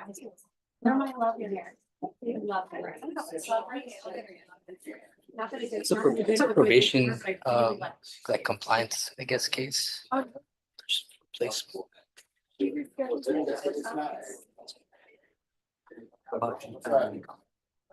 We'll just come back and use the.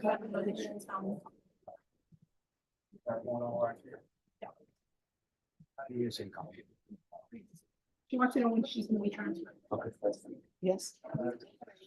Yes, there is one, if you go to the back hallway, just go out this door and go down this hallway and you'll see a female restroom and it's on this side. You're welcome. Don't talk to strangers. See how I threw that in there and I was very firm.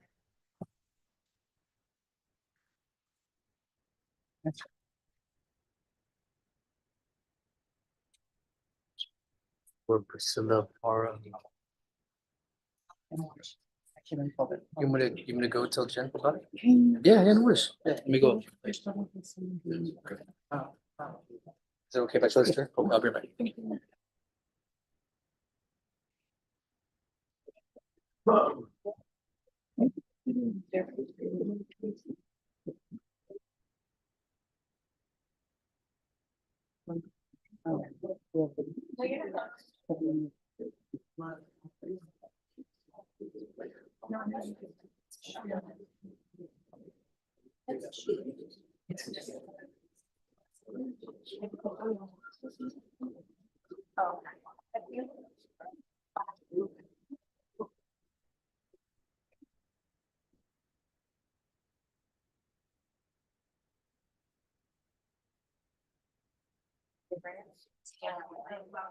I'm gonna do my band this morning.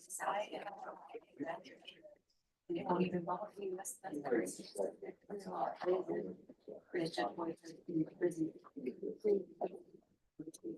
I never have to go to Jesus, but this is the first step.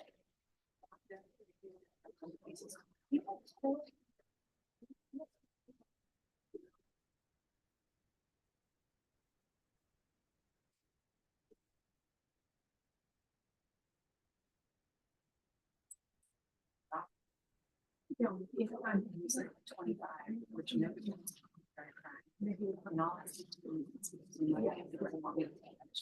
But where are they? They are not here. So I think that they don't care, right? They don't care. I'm trying to say you're right.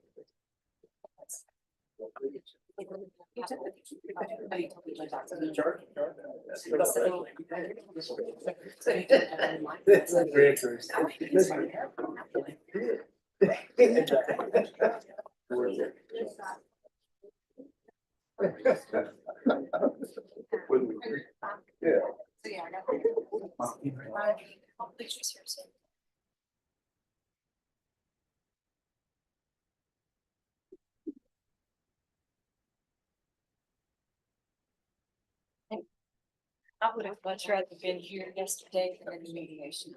It was awful. All my client did was great. They were cool. Divorce is oh, yeah. Oh, yeah.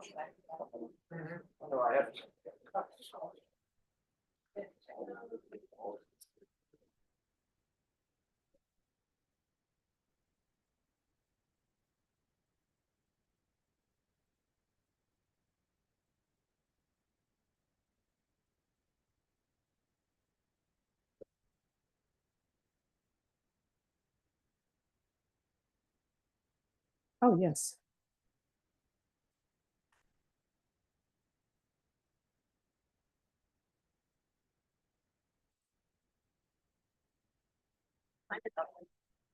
All right, who's here? Michael Keaton? I am, Your Honor. Present, Judge. Do we approach, Your Honor? Yes. Thank you. Hello. Hi, you're on this side. I am on the side. Yeah. You want? Where's your client? Michael. Right here, Your Honor. Sorry. All right, so on this case, where are we on discovery? We received a discovery, Your Honor, and he received his indictment today. All right, State, were you able to tender an offer today or no? There's an offer in the file, Judge. Okay. How old are you? 38. All right, Ms. Ferguson, I need a plea deadline date in 3 weeks, please.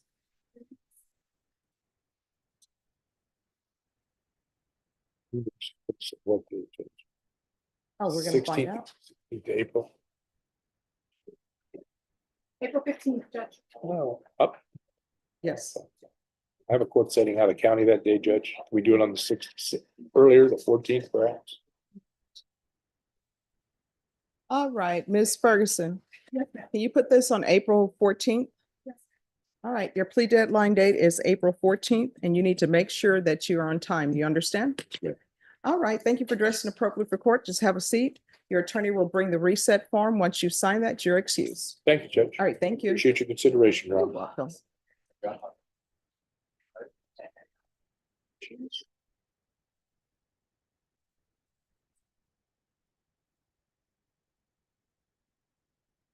Italian, huh?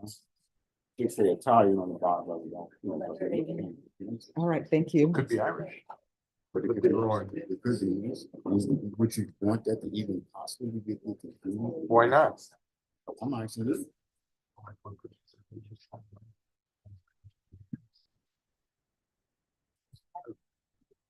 I see. See what I mean? You occupying time here, we want to. No, I'm signing my recycle. I need, you want me? Yes, sir. This case number here, it's an inmate, and we give him a court date, shouldn't have one. All right, William Harper. Yes, Judge, we're ready. Not too bad. He was about 2 weeks ago. That's fine with me, what day? Let me check my calendar. Is that April 1st? All right, so it's the court's understanding that you're requesting to go to prison and just do your prison time? Well, originally, I wanted to see how much time I would have to do. I talked to a recruiter and they said I would be able to get a moral conduct waiver to join the Navy. So I was trying to see the quickest way that I could get off probation to go to the Navy. All right, have you signed up for the Navy? He pretty much told me I would need to get off of probation first. Oh, no. So this is what you need to tell him. Tell him you need to sign on the dotted line, because you know what I know with the military? Once you sign on the dotted line, come back and say, I've changed my mind. So you tell him, is there any restitution owed in this case, Ms. Abrams? No restitution? All right, so there's no restitution. So you tell the recruiter, I said, once you sign on the dotted line and they say they're going to accept you, then I will let you off of probation. Gonna go today. All right. I talked with him, Your Honor. Tell him about early termination possibility. Yeah, he finished a lot of classes previously, but he will become homeless shortly. He has to go to Dallas with his mother. His mom is relocating, so could you transfer probation to Dallas in the meantime? All right, Ms. Abrams. Yes, sir. He's saying he needs to go to Dallas, and I'm so sorry, allergy are acting up. Why do you need to go to Dallas? My mother's moving to Dallas. She got a new job. Okay. And I'm still staying with her. Okay. All right, he can transfer to Dallas, but yeah, if you want to go to the Navy, I'm not encouraging either way, but if that is what you want to do, you tell the recruiter that once you have signed on the dotted line and that recruiter gives me a letter saying you have signed on the dotted line, they're accepting you, I will terminate your probation. Thank you so much. I'm gonna go today. I'm gonna go talk to you. Thank you. And thank you for dressing appropriately for court. And here's the thing, everybody is saying they want to sign up for military. So this is what I can tell you. Don't do something just so you can avoid consequences. If you really want to be in the military and that has always been your dream, then go for it. But if your whole thing is, I really don't want to do this probation, let me sign up for something else, because let me just tell you, once you sign up for the military, you're in the military and they tell you what to do from sun up to sundown. They used to do those commercials where they say, what is it, before you wake up at 6 a.m., we've already completed a day.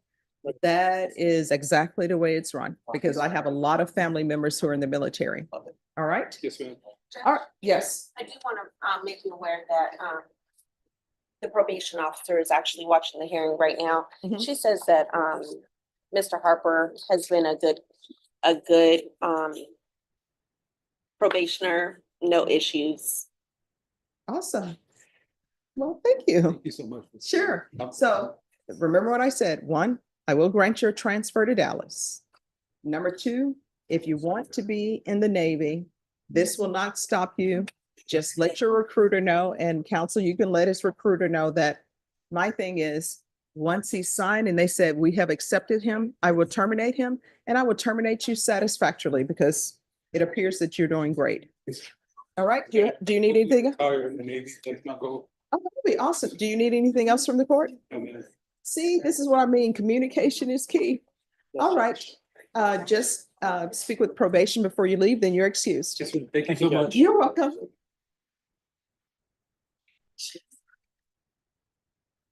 And Mr. Stateson, Dallas is Dallas County. Let me. It's a terrible.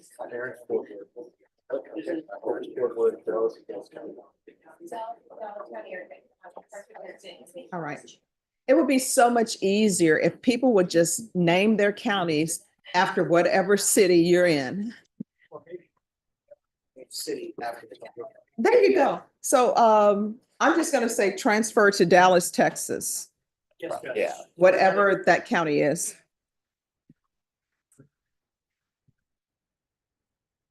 Sure.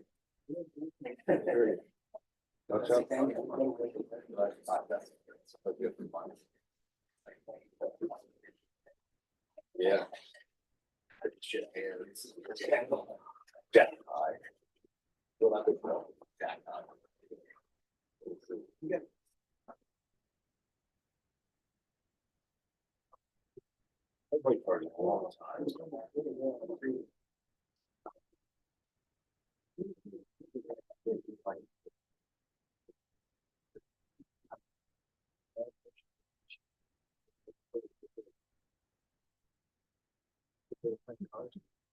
You're that wonderful.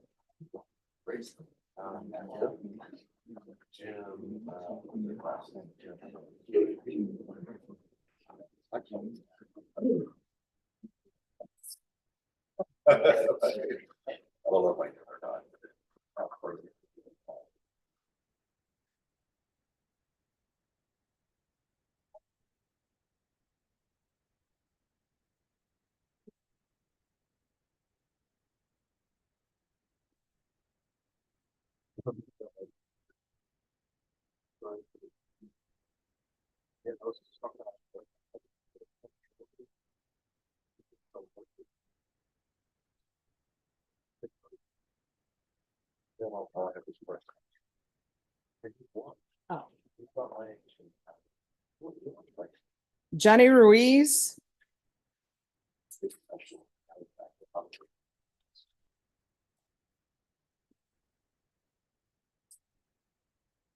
Morning. Good morning. And this is the sentencing, correct?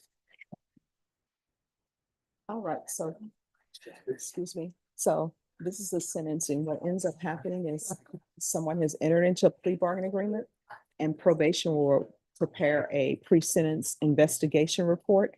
It's just it's the person's entire background, the criminal history, if they have any. And then the state or the defense will get a chance to present whatever witnesses or evidence they want presented. All right, the court is calling 2024 CR 007421 State versus Johnny Ruiz Jr. Can I have parties announced for the record? State. Defense. Ray Lopez for the defense. And are you Mr. Ruiz? Yes, ma'am. All right, you entered a plea on January 28th of no contest to the offense of collision involving death. According to your plea bargain agreement, punishment is to be assessed at a cap of 10 years in the prison. There's a $2,000 fine. The state is opposed to your applications, and there's to be restitution to the next of kin of the deceased. Have both parties had a chance to review the PSI report, state? Yes. Defense? Yes, Your Honor. Any objections to the PSI report, state? Defense? No, Your Honor. Any witnesses, state? Defense, any witnesses? To Your Honor, my client and his employer, who's going to be very brief. Oh, well, it can take as long as it takes, but. Two witnesses. All right, who would you like to call, counsel? I'll start with Mr. Reese. All right, Mr. Ruiz, can you raise your right hand for me, please?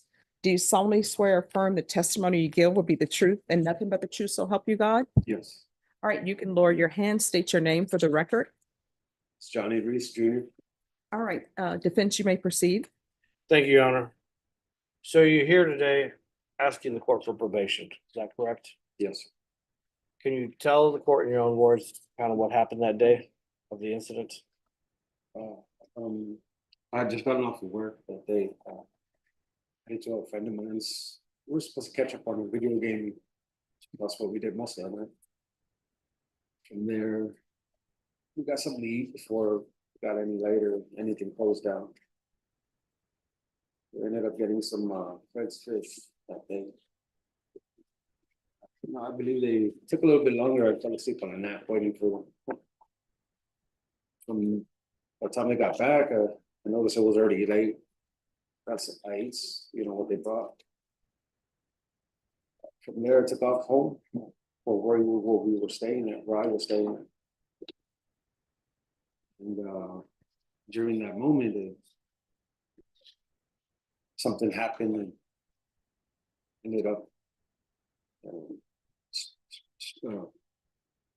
Sorry. Noticed I had hit something.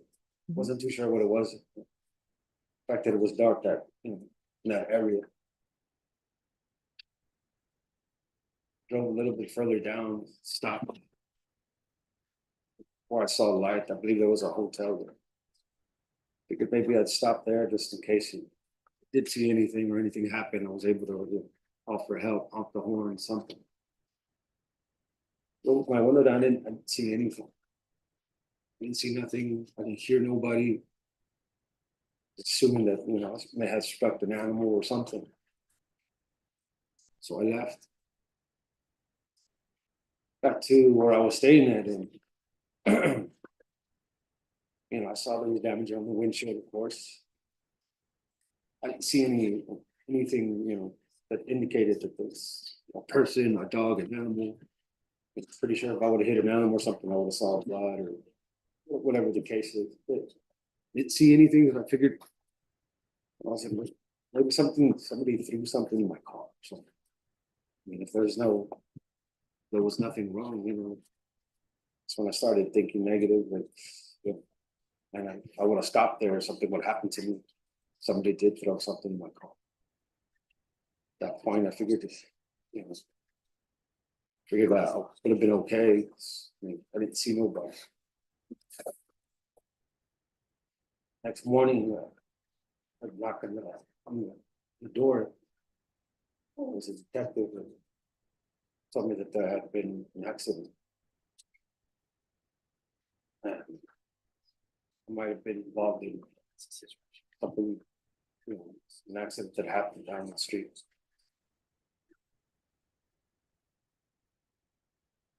You know, I just couldn't believe it. It just said it was an accident under a person.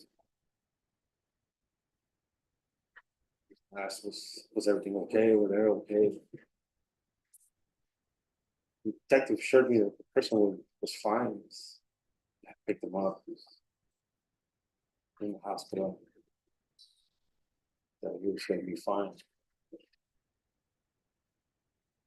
Except they took me in that day as well. So just, I guess, to the interrogation room or wherever they take me. They just asked me what happened that night. Same thing that I'm saying now. From that point, I mean, like I said, the detective assured me that he was going to be fine. He was okay. They just needed to find out what happened. Also told me that, you know, he was in the wrong because he was in the street. You know, as far as what he told me, well, I didn't see who it was or what it was. He told me that, you know, it was a person. It was.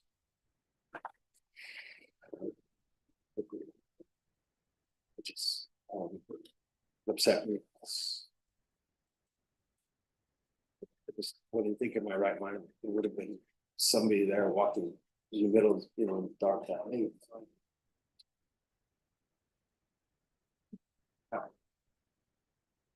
So when did you come to learn that the person that you hit in the collision ultimately passed away? It wasn't until a few months later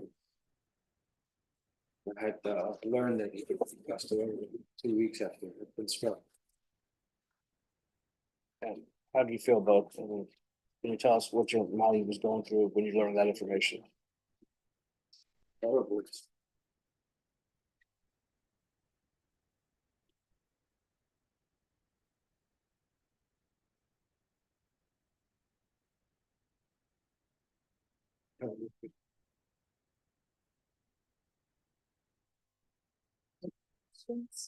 I gotta live with I'm sorry, what? something that I have to live with. It's a terrible feeling.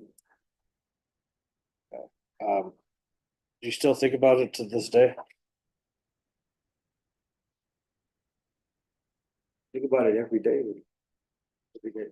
Can't go to sleep. There's times when I stay up till 4, 5 in the morning. I gotta go to work the next day. I gotta work through it. It bothers me every day. Why do you feel that you're a good candidate for probation? I have a family. I mean, I have my kids. I have an obligation to support my kids. I love them a lot. After being away from them, not being able to help them, provide food. You know, I've tried to, but the state as well, asked them, is there any way they can pay any type of restitution? You know, as well, you know, kind of take responsibility for what's going on. And for me to, for the court to grant me probation, I can continue to do my best to, you know, to work. Now, have you been employed? How long have you been employed for? For the past year, I think it started in February. So it's a little over a year already. And where are you employed at? It's a company, it's a landscaping company. Okay. And do you know if you'll be able to continue your employment after, if you get put on probation? Yes. Sure I will.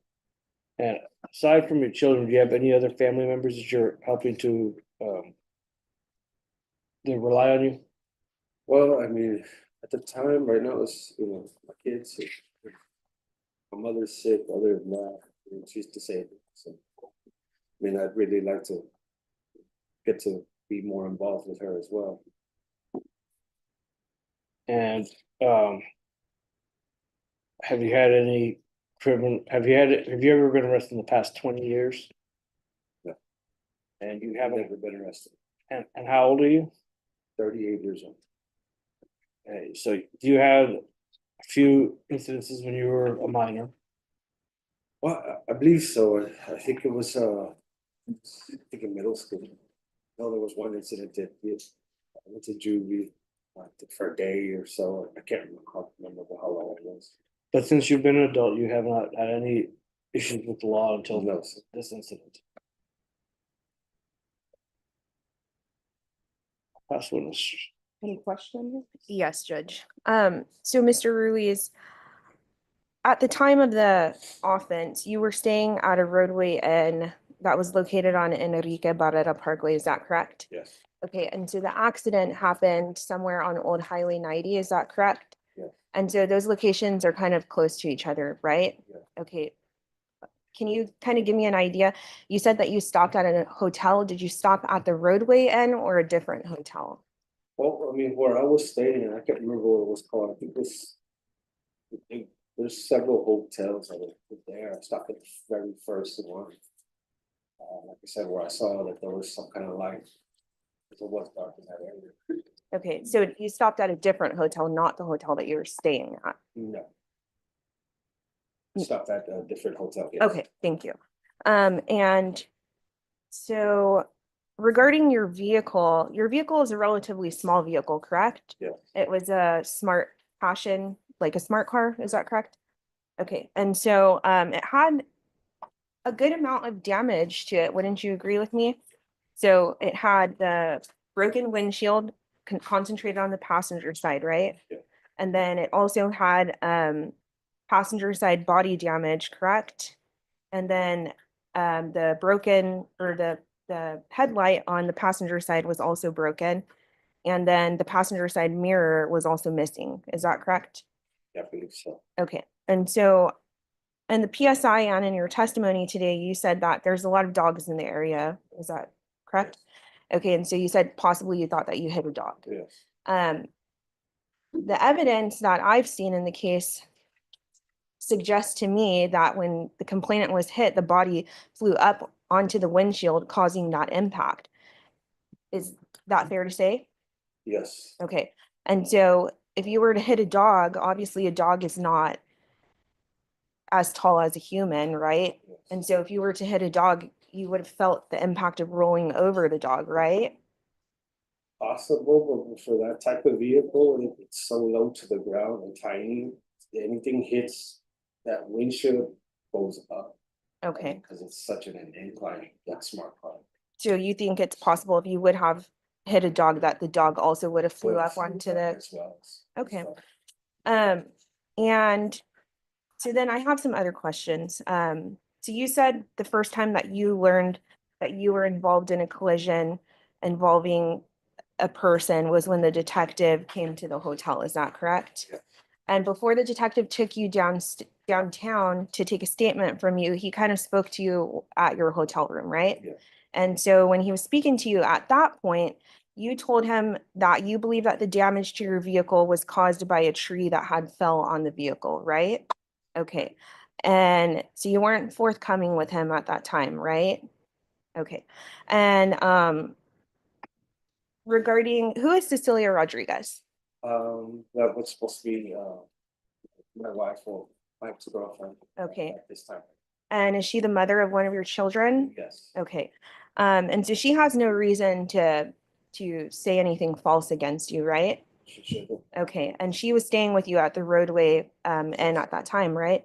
All right. And so Cecilia stated that she confronted you. So Cecilia noticed the damage, right, that night?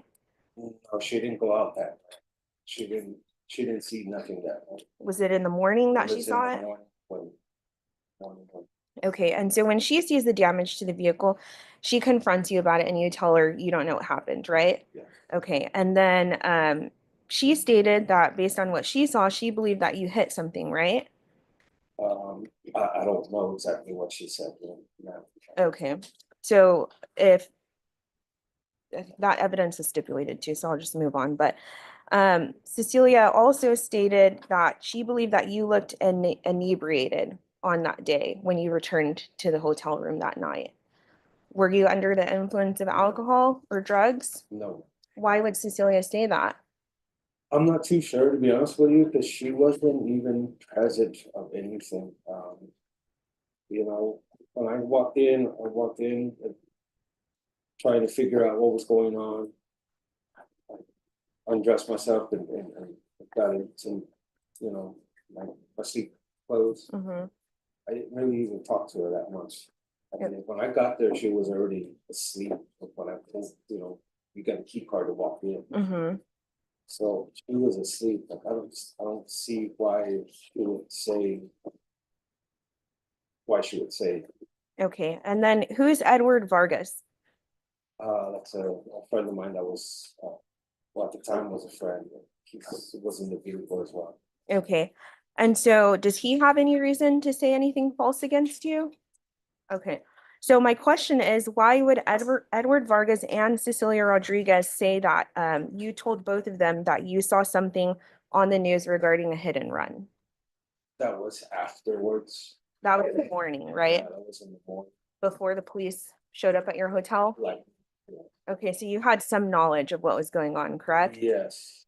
All right, and just going back to Cecilia, she stated that you stated to her that you hit someone, and when you told her that, she rolled back over and went into bed. I didn't talk to her as much as, you know, she was already in bed when I got there. Okay, so all those other facts are correct. She was at the hotel room, she was in bed, she was asleep, she woke up briefly, but just not what you said it was not. Understand why, how something like that would come about. Okay. I mean, when I got to the hotel, they were asleep. She was asleep. kid, my son was asleep. Mhm. Then later on, when you are talking with the detective, you state that you were driving the vehicle on the night of the offense and that you swerved to avoid hitting something on the side of the road and didn't stop, correct? Yes. But you were driving that vehicle that night, correct? You were the one that was involved in the collision that caused the death, correct? Yes. And you weren't exactly forthcoming in the investigation, right? And at the time when he asked me these questions, I didn't know where he was going with it. So there might have been a little defense on my end, yes. Okay. And then I know you said to this court that the court should grant you probation because you have family and kids that you have to provide for. I mean, do you think that's fair? The victim has kids that he can't provide for or be there for. Do you think that is fair? I was of the understanding that he didn't have any kids. Well, he does, and they're here today. I have no further questions, Your Honor. Any further questions? None of this witness, Your Honor. All right, you may call your next witness. Deal. I call Mr. Fajardo.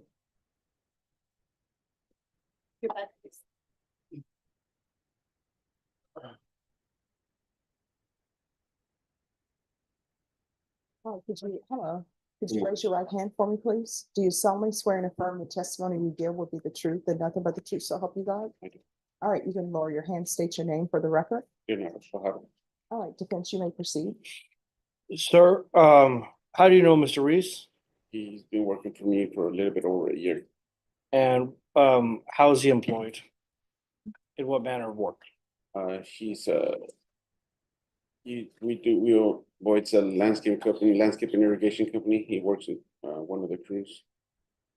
Okay, and how have you known him to be as a person while he's been under your employment for the past year and hour? It's been 13 months, so since he's been honest, reliable, he goes to probation and he comes back to work the same day, 9:30, the latest, still time. Okay.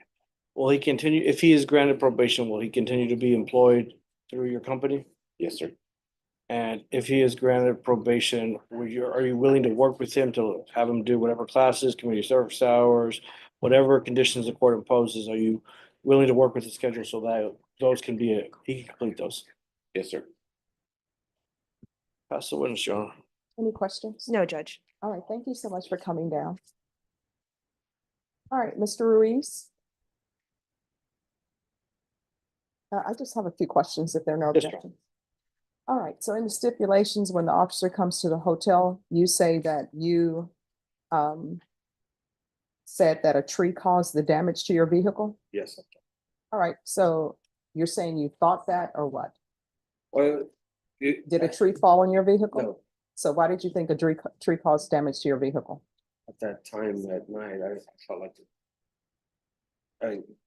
when I didn't see anything that the next morning was. No, I'm just wondering, I didn't know what he was going with it, Your Honor. I thought maybe I was, at that point getting blamed for something else that I. So did you know a tree had not fallen on your vehicle or caused damage to your vehicle? Yes, I did. It didn't. So you knew that it wasn't a tree? I need yes or no? Yes. All right, and then according to the stipulations, there were 2 pedestrians in the roadway. So did you see any of those pedestrians? And then it states that this Rodriguez person, they're stating in the stipulations that you stated you did a hit and run and that you hit somebody and then you rolled over and went back to sleep. So did you ever tell that person you hit someone? No. So why would they say that? No. Okay. I mean, I didn't speak to her that night. When I got there, she was angry because I got there late.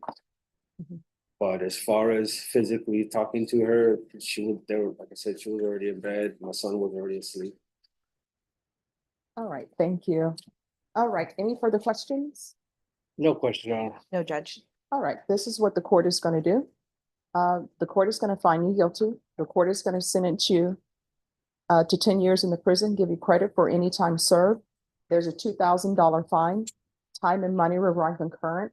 there's to be restitution to Francisco Aldaco, and that is to be payable to his next of kin, which is Juanita Aldaco. Did you review the document entitled Trial Court Certification of Defendant's Rights to Appeal with your attorney? Did you understand it and sign it? Because this is a plea bargain agreement, because I followed your plea bargain agreement, and because you waive your right to appeal, you do not have the court's permission to appeal. Because this is a felony conviction, you're not allowed to own or possess any weapons or ammunition. If you have a question over what a weapon or ammunition is, you'll need to speak to an attorney. Do you understand? All right, we can go off the record. Here's the thing. Anytime that somebody does time in prison or Bexar County Jail or in custody is a lot of time. But you still have more of your life in front of you to be a better person. You understand? All right. Judge, we have victim impact. All right. So what's going to end up happening is someone's going to speak to you. Just internalize what's being said. Okay? Judge, we would ask the court to maintain jurisdiction over this, see if we come back in 6 months. No. All right. Thank you. All right. You may proceed.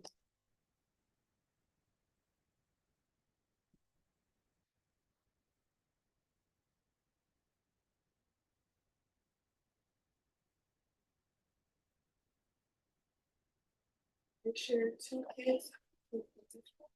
Little girl is it good? To the right side of me. They so with me. Every night we talk about you. You know, he never judged anybody. He was my best friend. The love of my life. He was a great father. My kids and him shared an incredible bond.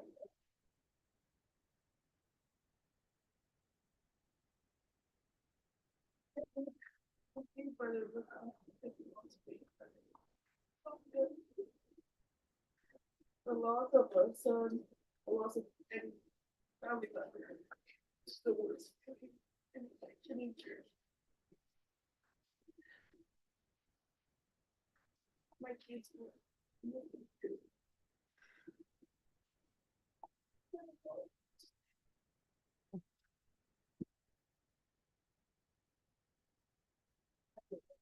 All right. Thank you. Harold Riley. Harold Riley. Yes, Judge.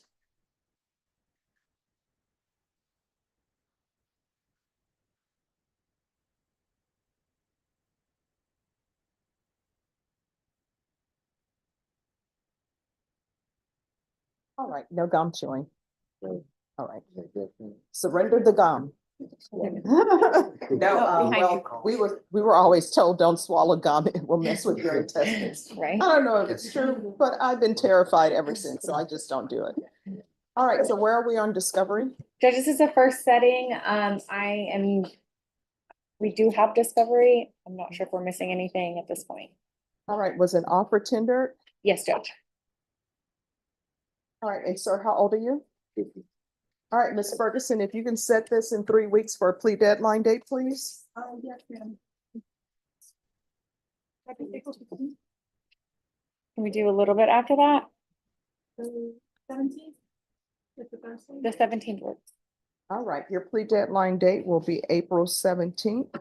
Your attorney will explain to you what that means, and you need to make sure that you're on time next time. You understand? Are you late for me? Okay. All right. Thank you, Judge. All right, thank you. Once you sign the reset form, you excuse. Okay.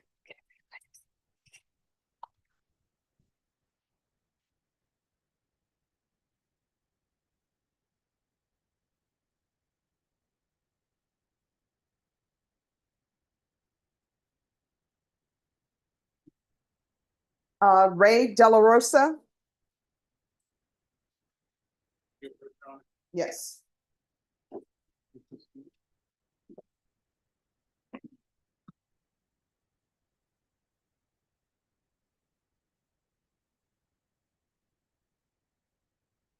Are you all ready to proceed?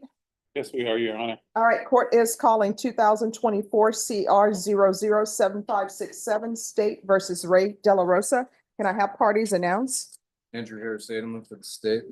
Attorney John Garcia for defendant, Your Honor. And are you Mr. De La Rosa? Yes. Counsel, have you received all discovery? Did you review it with your clients? I did, Your Honor. Court will find the state is in compliance with discovery. Mr. De La Rosa, did you review the community supervision application with your attorney? Did you understand it and sign it? Yes.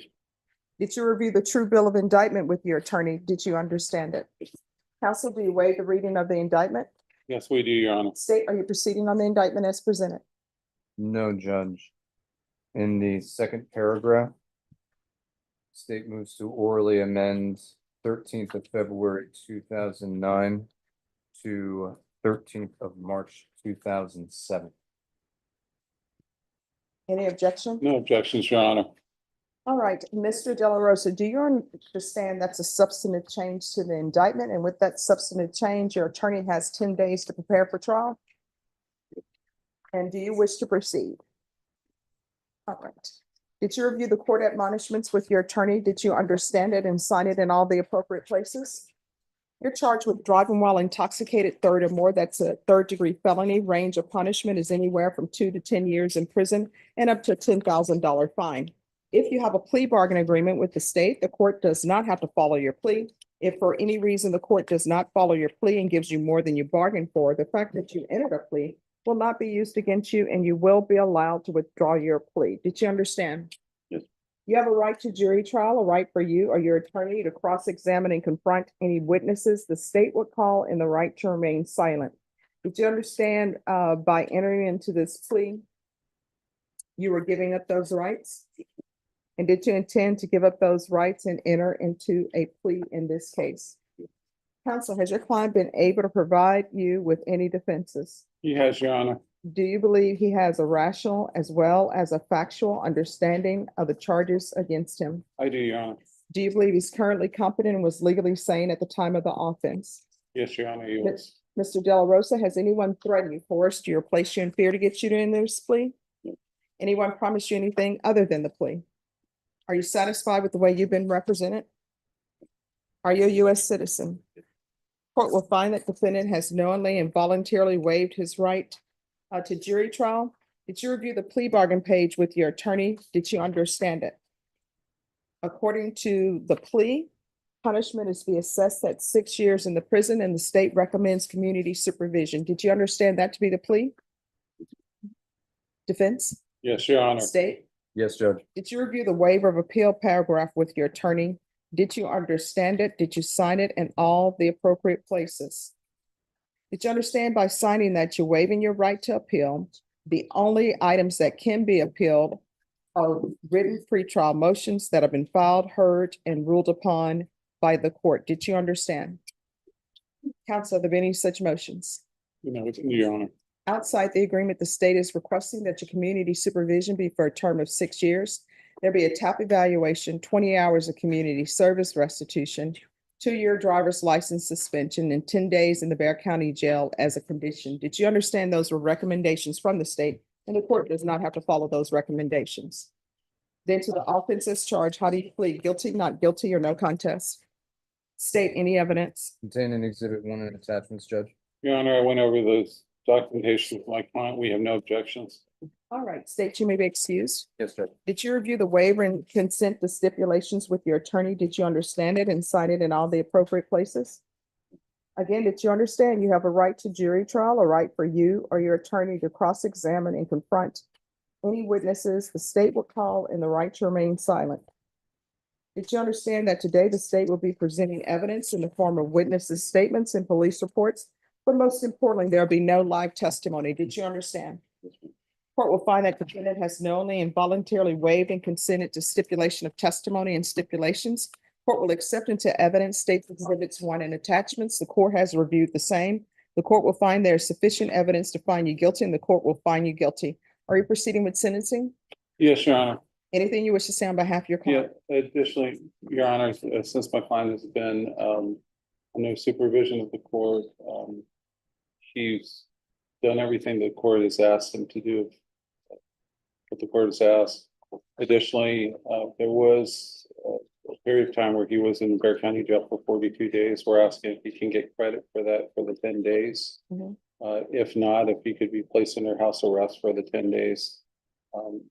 He's been on a monitor and he's been monitored by the court and he has said has no violations since that time. All right. Are you employed? Disabled. All right. And what is your disability? Vision, my blood pressure, diabetes. All right. So when did the vision happen? 5 years ago. All right. That 5 years ago. And this is 2024 offense date. I believe so, yeah. All right, you shouldn't be driving then. No. So I'm gonna order no driving, and if you want your driver's license restored, you'll need to go to municipal court and you'll need to have a doctor verify that legally you're allowed to drive as far as your vision is concerned.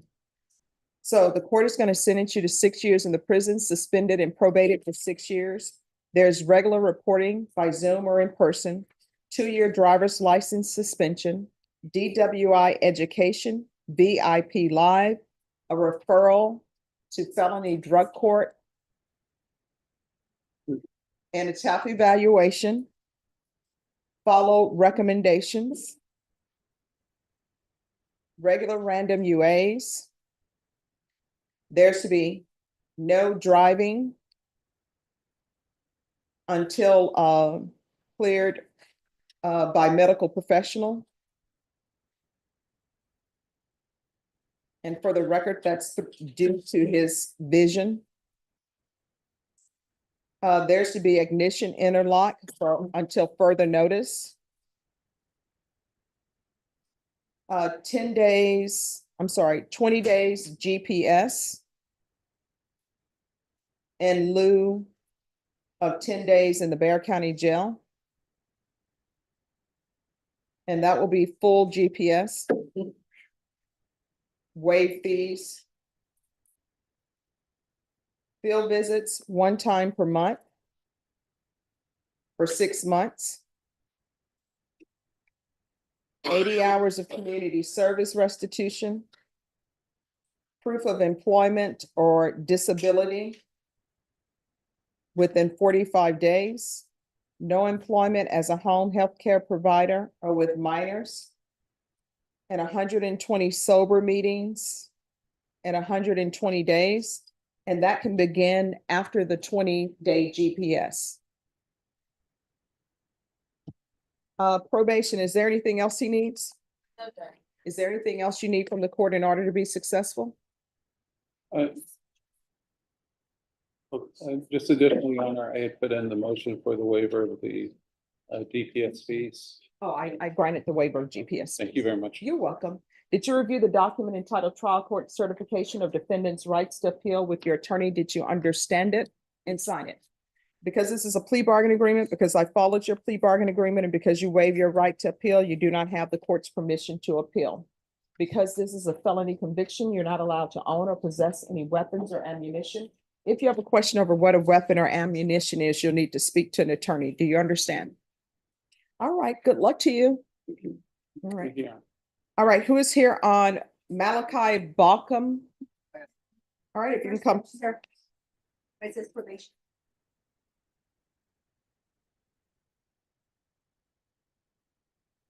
All right, if you have your client come down. Court is calling 2025 CR 0000447, State versus Malachi Balcom. Could I have parties announced? Megan Galloway for the state. Michael Bellama for Mr. Balcom.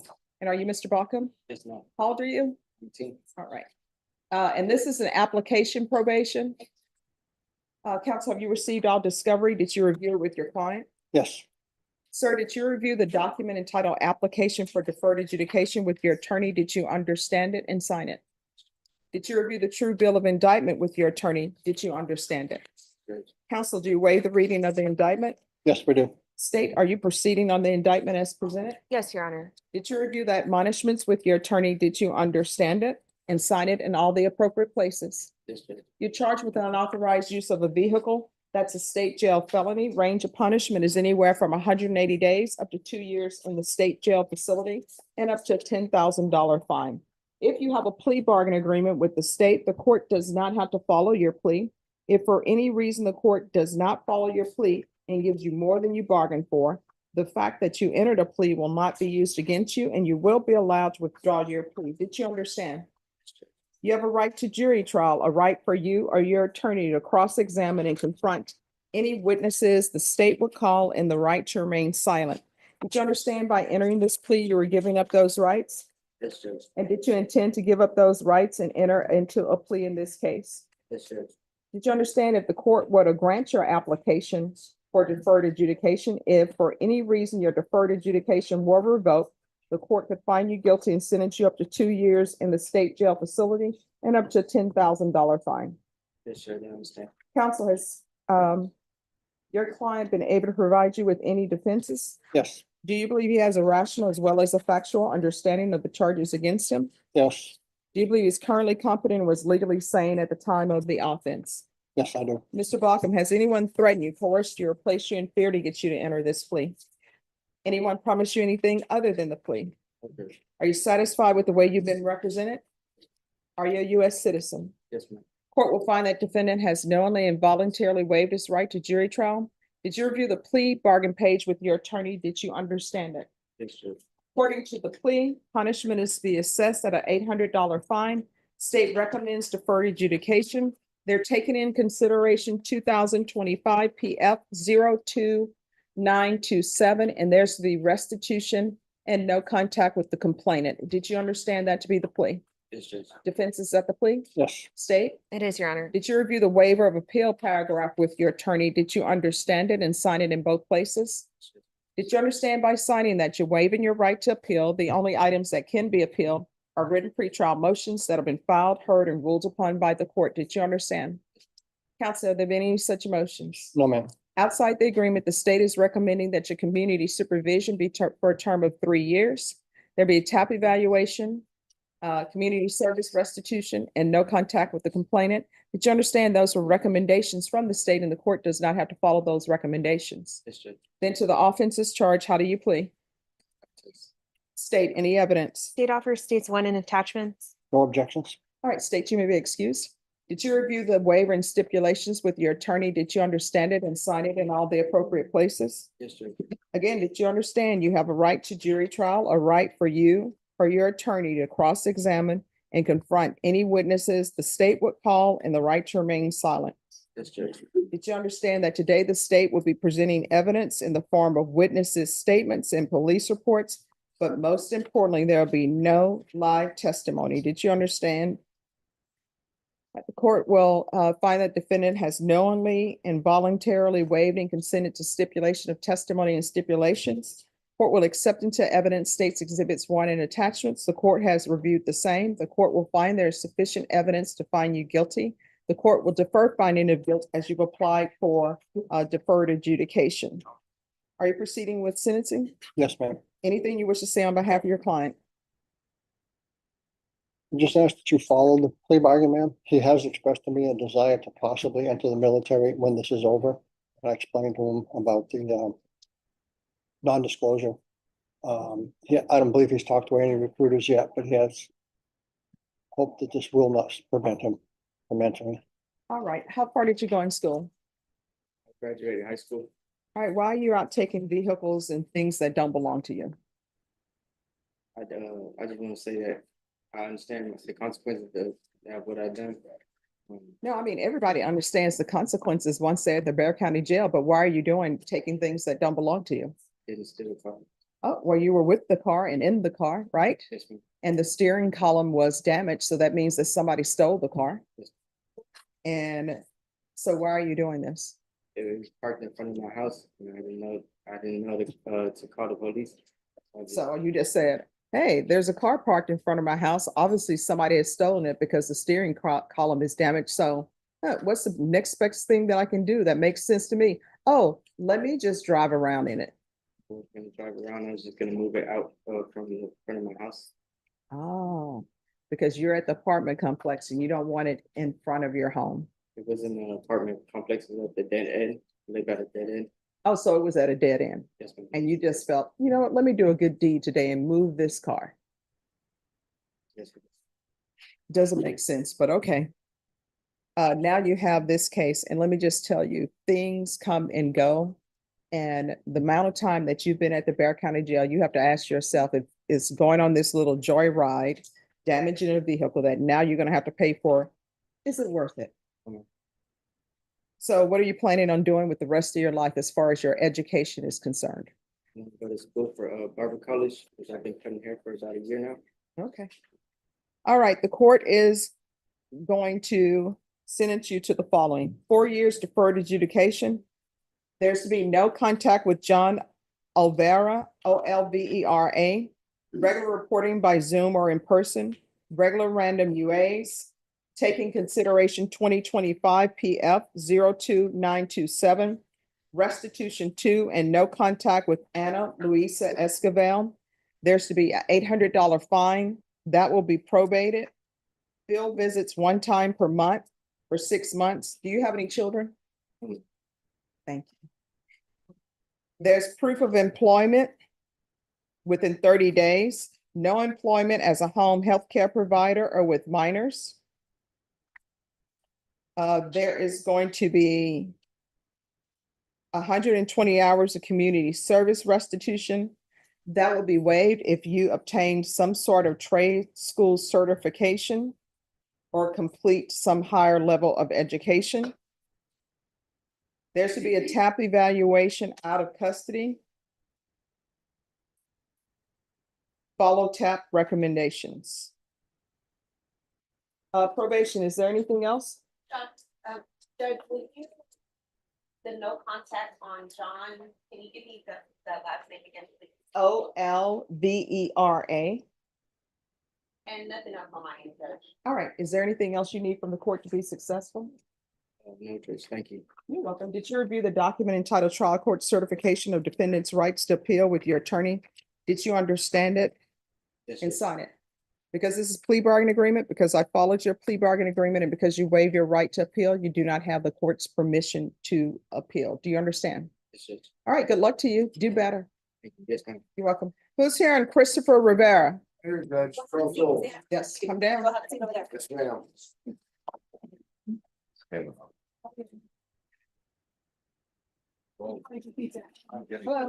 Good morning. How are you? I'm doing great.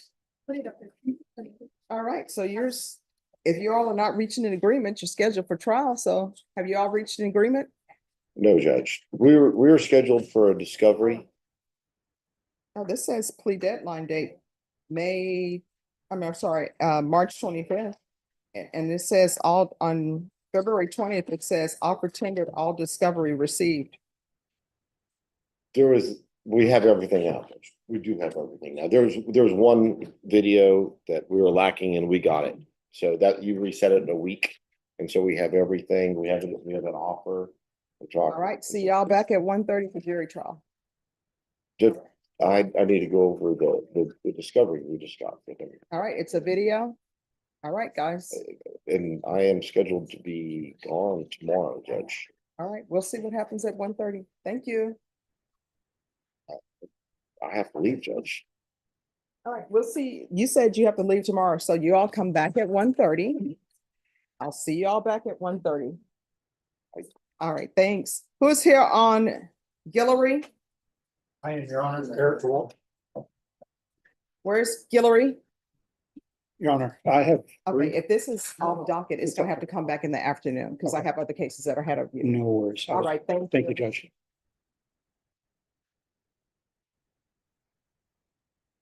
Are these cases that are on the docket, Kawasaki? Okay, everything that is not on the docket, they'll have to come back. So I think this is not what we request.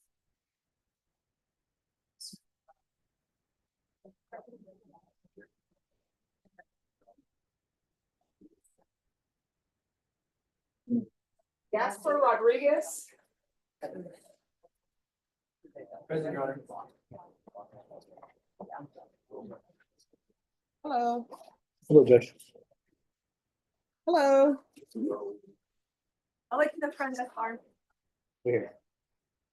All right, court is, are y'all ready to proceed? Yes, Your Honor, we're ready. Court is calling 2023 CR 4768 State versus Gaspar Rodriguez. Can I have parties announced for the record for the state? Andrew Harris Edelman. Defense? Renee Munoz. And are you Mr. Gaspar Rodriguez? Yes, ma'am. All right, did you review the document entitled Motion to Revoke Community Supervision with your attorney? Did you understand it? Yeah, I said that y'all are gonna remove my probation. No. My question is, did you understand that they filed a motion to revoke against you saying that you did not successfully complete this probation? Yes, And did you review that document with your attorney? yes, Are you the same Gaspar Rodriguez who was placed on community supervision in 2023 CR 4768 for the offense of credit debit card abuse on August 9th, 2023 for a term of 3 years? Is that you? I thought it was 2 years. No, you were on probation for 3 years. Okay, So are you that same person? State. In Bear County, Texas, the defendant Gaspar Rodriguez did then and there fail to report to the supervision officer as directed for the month of December 2024 in violation of condition number 4. How do you plead to that? True or not true? true. State waives the remaining violation allegations, Judge. No objection. All right, did you understand by pleading true to violation of condition number 4, the court could find it true, grant the motion, sentence you up to 2 years in the state jail facility and up to a $500 fine? Did you understand? Yes, I didn't know, Knowing that, do you still wish to plead true to violation of condition number 4? I didn't know about the $500 fine. Okay. Well, what I'm telling you is I can sentence you up to a $500 fine because that was a part of your original plea bargain agreement. Okay, So knowing all of that, one, I can sentence you to 2 years in the state jail facility and give you a $500 fine. Do you still wish to plead true to violation of condition number 4? yes, Court will find violation of condition number 4 true. Is there proposed agreement? No, Judge. State, what are you requesting? Revoke supervision, assess punishment at 2 years of confinement in the state jail facility. All right, defense, what are you requesting? Your Honor, we're respectfully requesting on behalf of my client 18 months in the state jail facility, less than the 2. For the reason being that my client struggles with substance use disorder, namely methamphetamine use. He did, I know the court's aware of, have access to lifetime recovery. He did go and was working the program. However, he did experience a family loss, which kind of led to some of his instability and caused him to leave, Judge. So that's why there's been some sporadic in terms of reporting, and that's not an excuse, Judge, but just some better understanding as to why he may have left that facility. He's in need of help regarding substance use, Judge. In light of that, he does want to take advantage of programs at the state jail. We're requesting that this honorable court could consider as well as an additional consideration, the diligent participation credit being presumptively granted under the Texas Code of Criminal Procedure, that if he does well and works those programs in the state jail, a little bit of 20% of his time could be possibly reduced as well, Judge. But for these reasons, that's why we're making this request of the court. All right, has any restitution been paid? Ms. Abrams, has any restitution I been didn't know there was paid in this court or determined that he owed? All right, and has he completed anything on probation? restitution.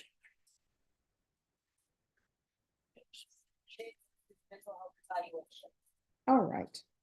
And there, you wanted to say something? And I went to lifetime, and then I came to court for the criminal trespass, and they restarted my time, and that was also another reason why I left. Okay. All right, this is what the court is going to do. The court is going to grant the motion. I'll request therapeutic community for him. Give him credit for any time served. There's a $500 fine, time and money run concurrent, and I'll sentence you to 2 years in the state jail facility. Did you review the document entitled Trial Court Certification of Defendants' Rights to Appeal with your attorney? Did you understand it and sign it? I did. Because this is a plea bargain agreement, because I followed your plea bargain agreement, and because you waive your right to appeal, you do not have, I'm sorry, because this is a felony conviction, you're not allowed to own or possess any weapons or ammunition. if you have a question over what a weapon or ammunition is, you need to speak to an attorney. You do have a limited right to appeal, and that right to appeal is as it relates to the allegations that were in the motion, not the fact that you were on community supervision. Do you understand? All right, sir, good luck to you, okay? All right, who's here on Joseph Juarez? All right. Come forward, Mr. Juarez.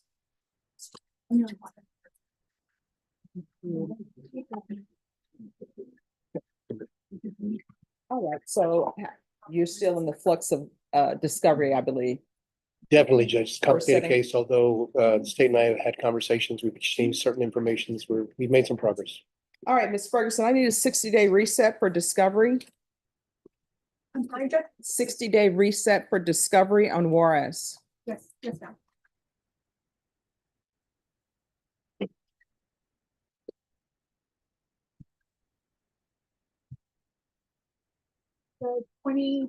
The 27th, 28th, hold on. That's a holiday.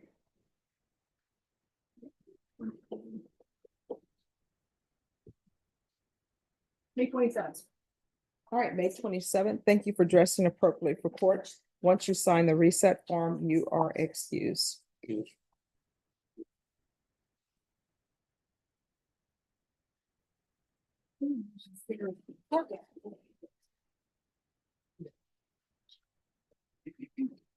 Who's here on Priscilla Para?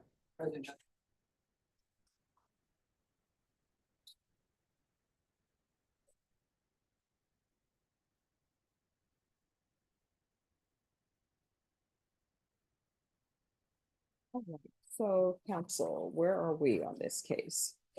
Yes, Judge, I know that the court had some concerns as to psychological state, so we are in receipt of that report as well as furnished to a probation department and the state. I believe as per the report, it's saying that she needs something more structured in terms of treatment. I went over that option with my client. She respectfully wants me to ask for time served with regarding her case. She spent some time in custody pending transfer to DDRF. She was at DDRF. She was routed here on a judge's warrant, and she's been here seeing about potential placement, Judge. I notified her that since a motion to revoke had not been issued by the states, that would be maybe an improper request. However, defense counsel does wish to urge this motion for early termination of deferred adjudication, being that she's been in custody for some time, and we feel that that merits consideration by the courts in terms of the time spent waiting treatment that she still hasn't received to this point, Judge. So All right, I'm not inclined to grant early termination, and the reason being is because she really hasn't completed anything. But if there's some documentation that she refuses to sign, then a motion to revoke can be filed. understood, Judge, and I did explain that with her, so that it would be up to the determination of the court to put a condition of supervision that would be suitable for her and the needs of not only herself and the community. So that would be an option. And if she refused the treatment route, that a motion to revoke could be issued, Judge. So I did go over that as well with her. All right, so probation, what treatment do you recommend based upon her evaluation? All right, so the court then will alternate amend conditions for safety. And if she does not wish to sign those conditions, yes, then the court will consider a motion to revoke. And if you all want to do that today, we can do that today. One quick question, Your Honor. Would that be safety special needs in light of her mental health Yes. issues? Okay, I just want to clarify. Yes, Your Honor, and I'll speak with my client about that program and what to expect, as well as follow up with the probation office, Judge. All right, thank you. Thank you, Your Honor. All right, who is here on Samantha Venegas?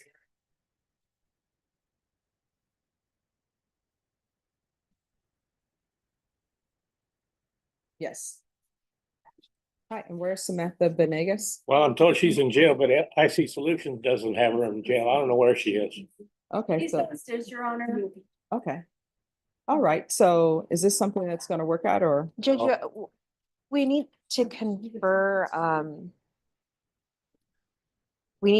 because there's a motion. There's another prosecutor that's involved in this case. So I had texted him and was waiting for him to appear. That way we can speak with Mr. Callahan, because there's a motion that the state would like to file.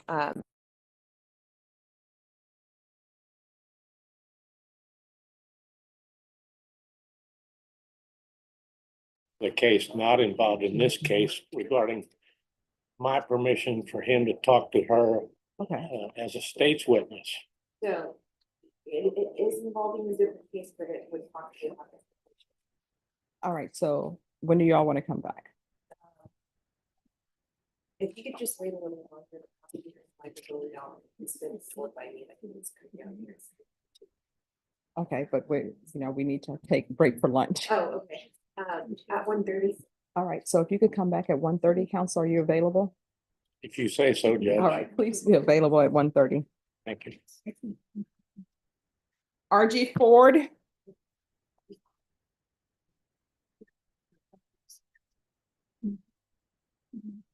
And this is no application probation. Court is calling 2025 CR 0000620 State versus RG Ford. Can I have parties announced? Jason Garahan for the state, Your Honor. Your Honor, good morning. Frankie Sandoval on behalf of Miss Ford. And are you Miss Ford? Counsel, have you received all discovery? Did you review it with your client? Yes, we have, Judge. Court will find that the state is in compliance with discovery. Miss Ford, did you review the indictment with your attorney? Did you understand it? Counsel, do you waive the reading? Yes, Judge. State, are you proceeding on the indictment as presented? We are, Your Honor. All right, did you review that admonishments with your attorney? Did you understand it? Did you sign it in all the appropriate places? You're charged with possession of a controlled substance, penalty of 1 less than 1 gram. That's a state jail felony. Range of punishment is anywhere from 180 days up to 2 years in the state jail facility and up to a $10,000 fine. If you have a plea bargain agreement with the state, the court does not have to follow your plea. If for any reason the court does not follow your plea and gives you more than you bargained for, the fact that you entered a plea will not be used against you, and you will be allowed to withdraw your plea. You have a right to jury trial, a right for you or your attorney to cross-examine and confront any witnesses the state would call, and the right to remain silent. Did you understand by entering this plea, you were giving up those rights? And did you intend to give up those rights and enter into a plea in this case? Did you intend to give up those rights and enter into a plea? Counsel, has your client been able to provide you with any defenses? She has, Your Honor. Do you believe she has a rational as well as a factual understanding of the charges against her? I do, Judge. Do you believe she's currently competent and was legally sane at the time of the offense? Yes, Judge. Ms. Ford, has anyone threatened you, coerced you, or placed you in fear to get you to enter this plea? No, ma'am. Anyone promised you anything other than the plea? Are you satisfied with the way you've been represented? Are you a U.S. citizen? Court will find that defendant has knowingly and voluntarily waived her right to jury trial. Did you review the plea bargain page with your attorney? Did you understand it? According to the plea, punishment is to be assessed at 155 days in the Bexar County Jail under 1244. There are no applications. Did you understand that to be the plea? Defense is at the plea? It is, Judge. State is at the plea. It is, Your Honor. Did you review the waiver of appeal paragraph with your attorney? Did you understand it and sign it in both places? Did you understand by signing that you're waiving your right to appeal? The only items that can be appealed are written pretrial motions that have been filed, heard, and ruled upon by the court. Did you understand? Counsel, have there been any such motions? There are not, Your Honor. Then to the offenses charge, how do you plead? State any evidence. Yes, Your Honor. State Exhibit number 1 with all of its attachments. No objections, Judge. State, you may be excused. Thank you, Did you review the waiver and stipulations with your attorney? Did you understand it and sign it in all the appropriate places? Again, did you understand you have a right to jury trial, a right for you or your attorney to cross-examine and confront any witnesses the state would call in the right to remain silent? Did you understand that today the state will be presenting evidence in the form of witnesses' statements and police reports, but most importantly, there will be no live testimony? Did you understand? Court will find that defendant has knowingly and voluntarily waived and consented to stipulation of testimony and stipulations. Court will accept into evidence state 6-1 and attachments. The court has reviewed the same. The court will find there is sufficient evidence to find you guilty, and the court will find you guilty. Are you proceeding with sentencing? We would ask that, Judge. All right, anything you wish to say on behalf of your client? Your Honor, it's been my honor to represent Miss Ford the last several months. We're here today. When the case was filed, we had the opportunity to come in. She accepts full responsibility. And we would ask the court to file the plea bargaining agreement. All right, the court will sentence you to 155 days in the Bear County Jail under 1244 and give you credit for any time served. Did you review the document entitled Trial Court Certification of Defendant's Rights to Appeal with your attorney? Did you understand it and sign it? Because this is a plea bargain agreement, because I followed your plea bargain agreement, and because you waive your right to appeal, you do not have the court's permission to appeal. Because this is a felony conviction, you're not allowed to own or possess any weapons or ammunition. If you have a question over what a weapon or ammunition is, you'll need to speak to an attorney. Do you understand? Yes, ma'am.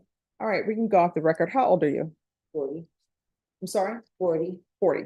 All right, here's the thing. Either you're going to get your life together or you're not going to get it together.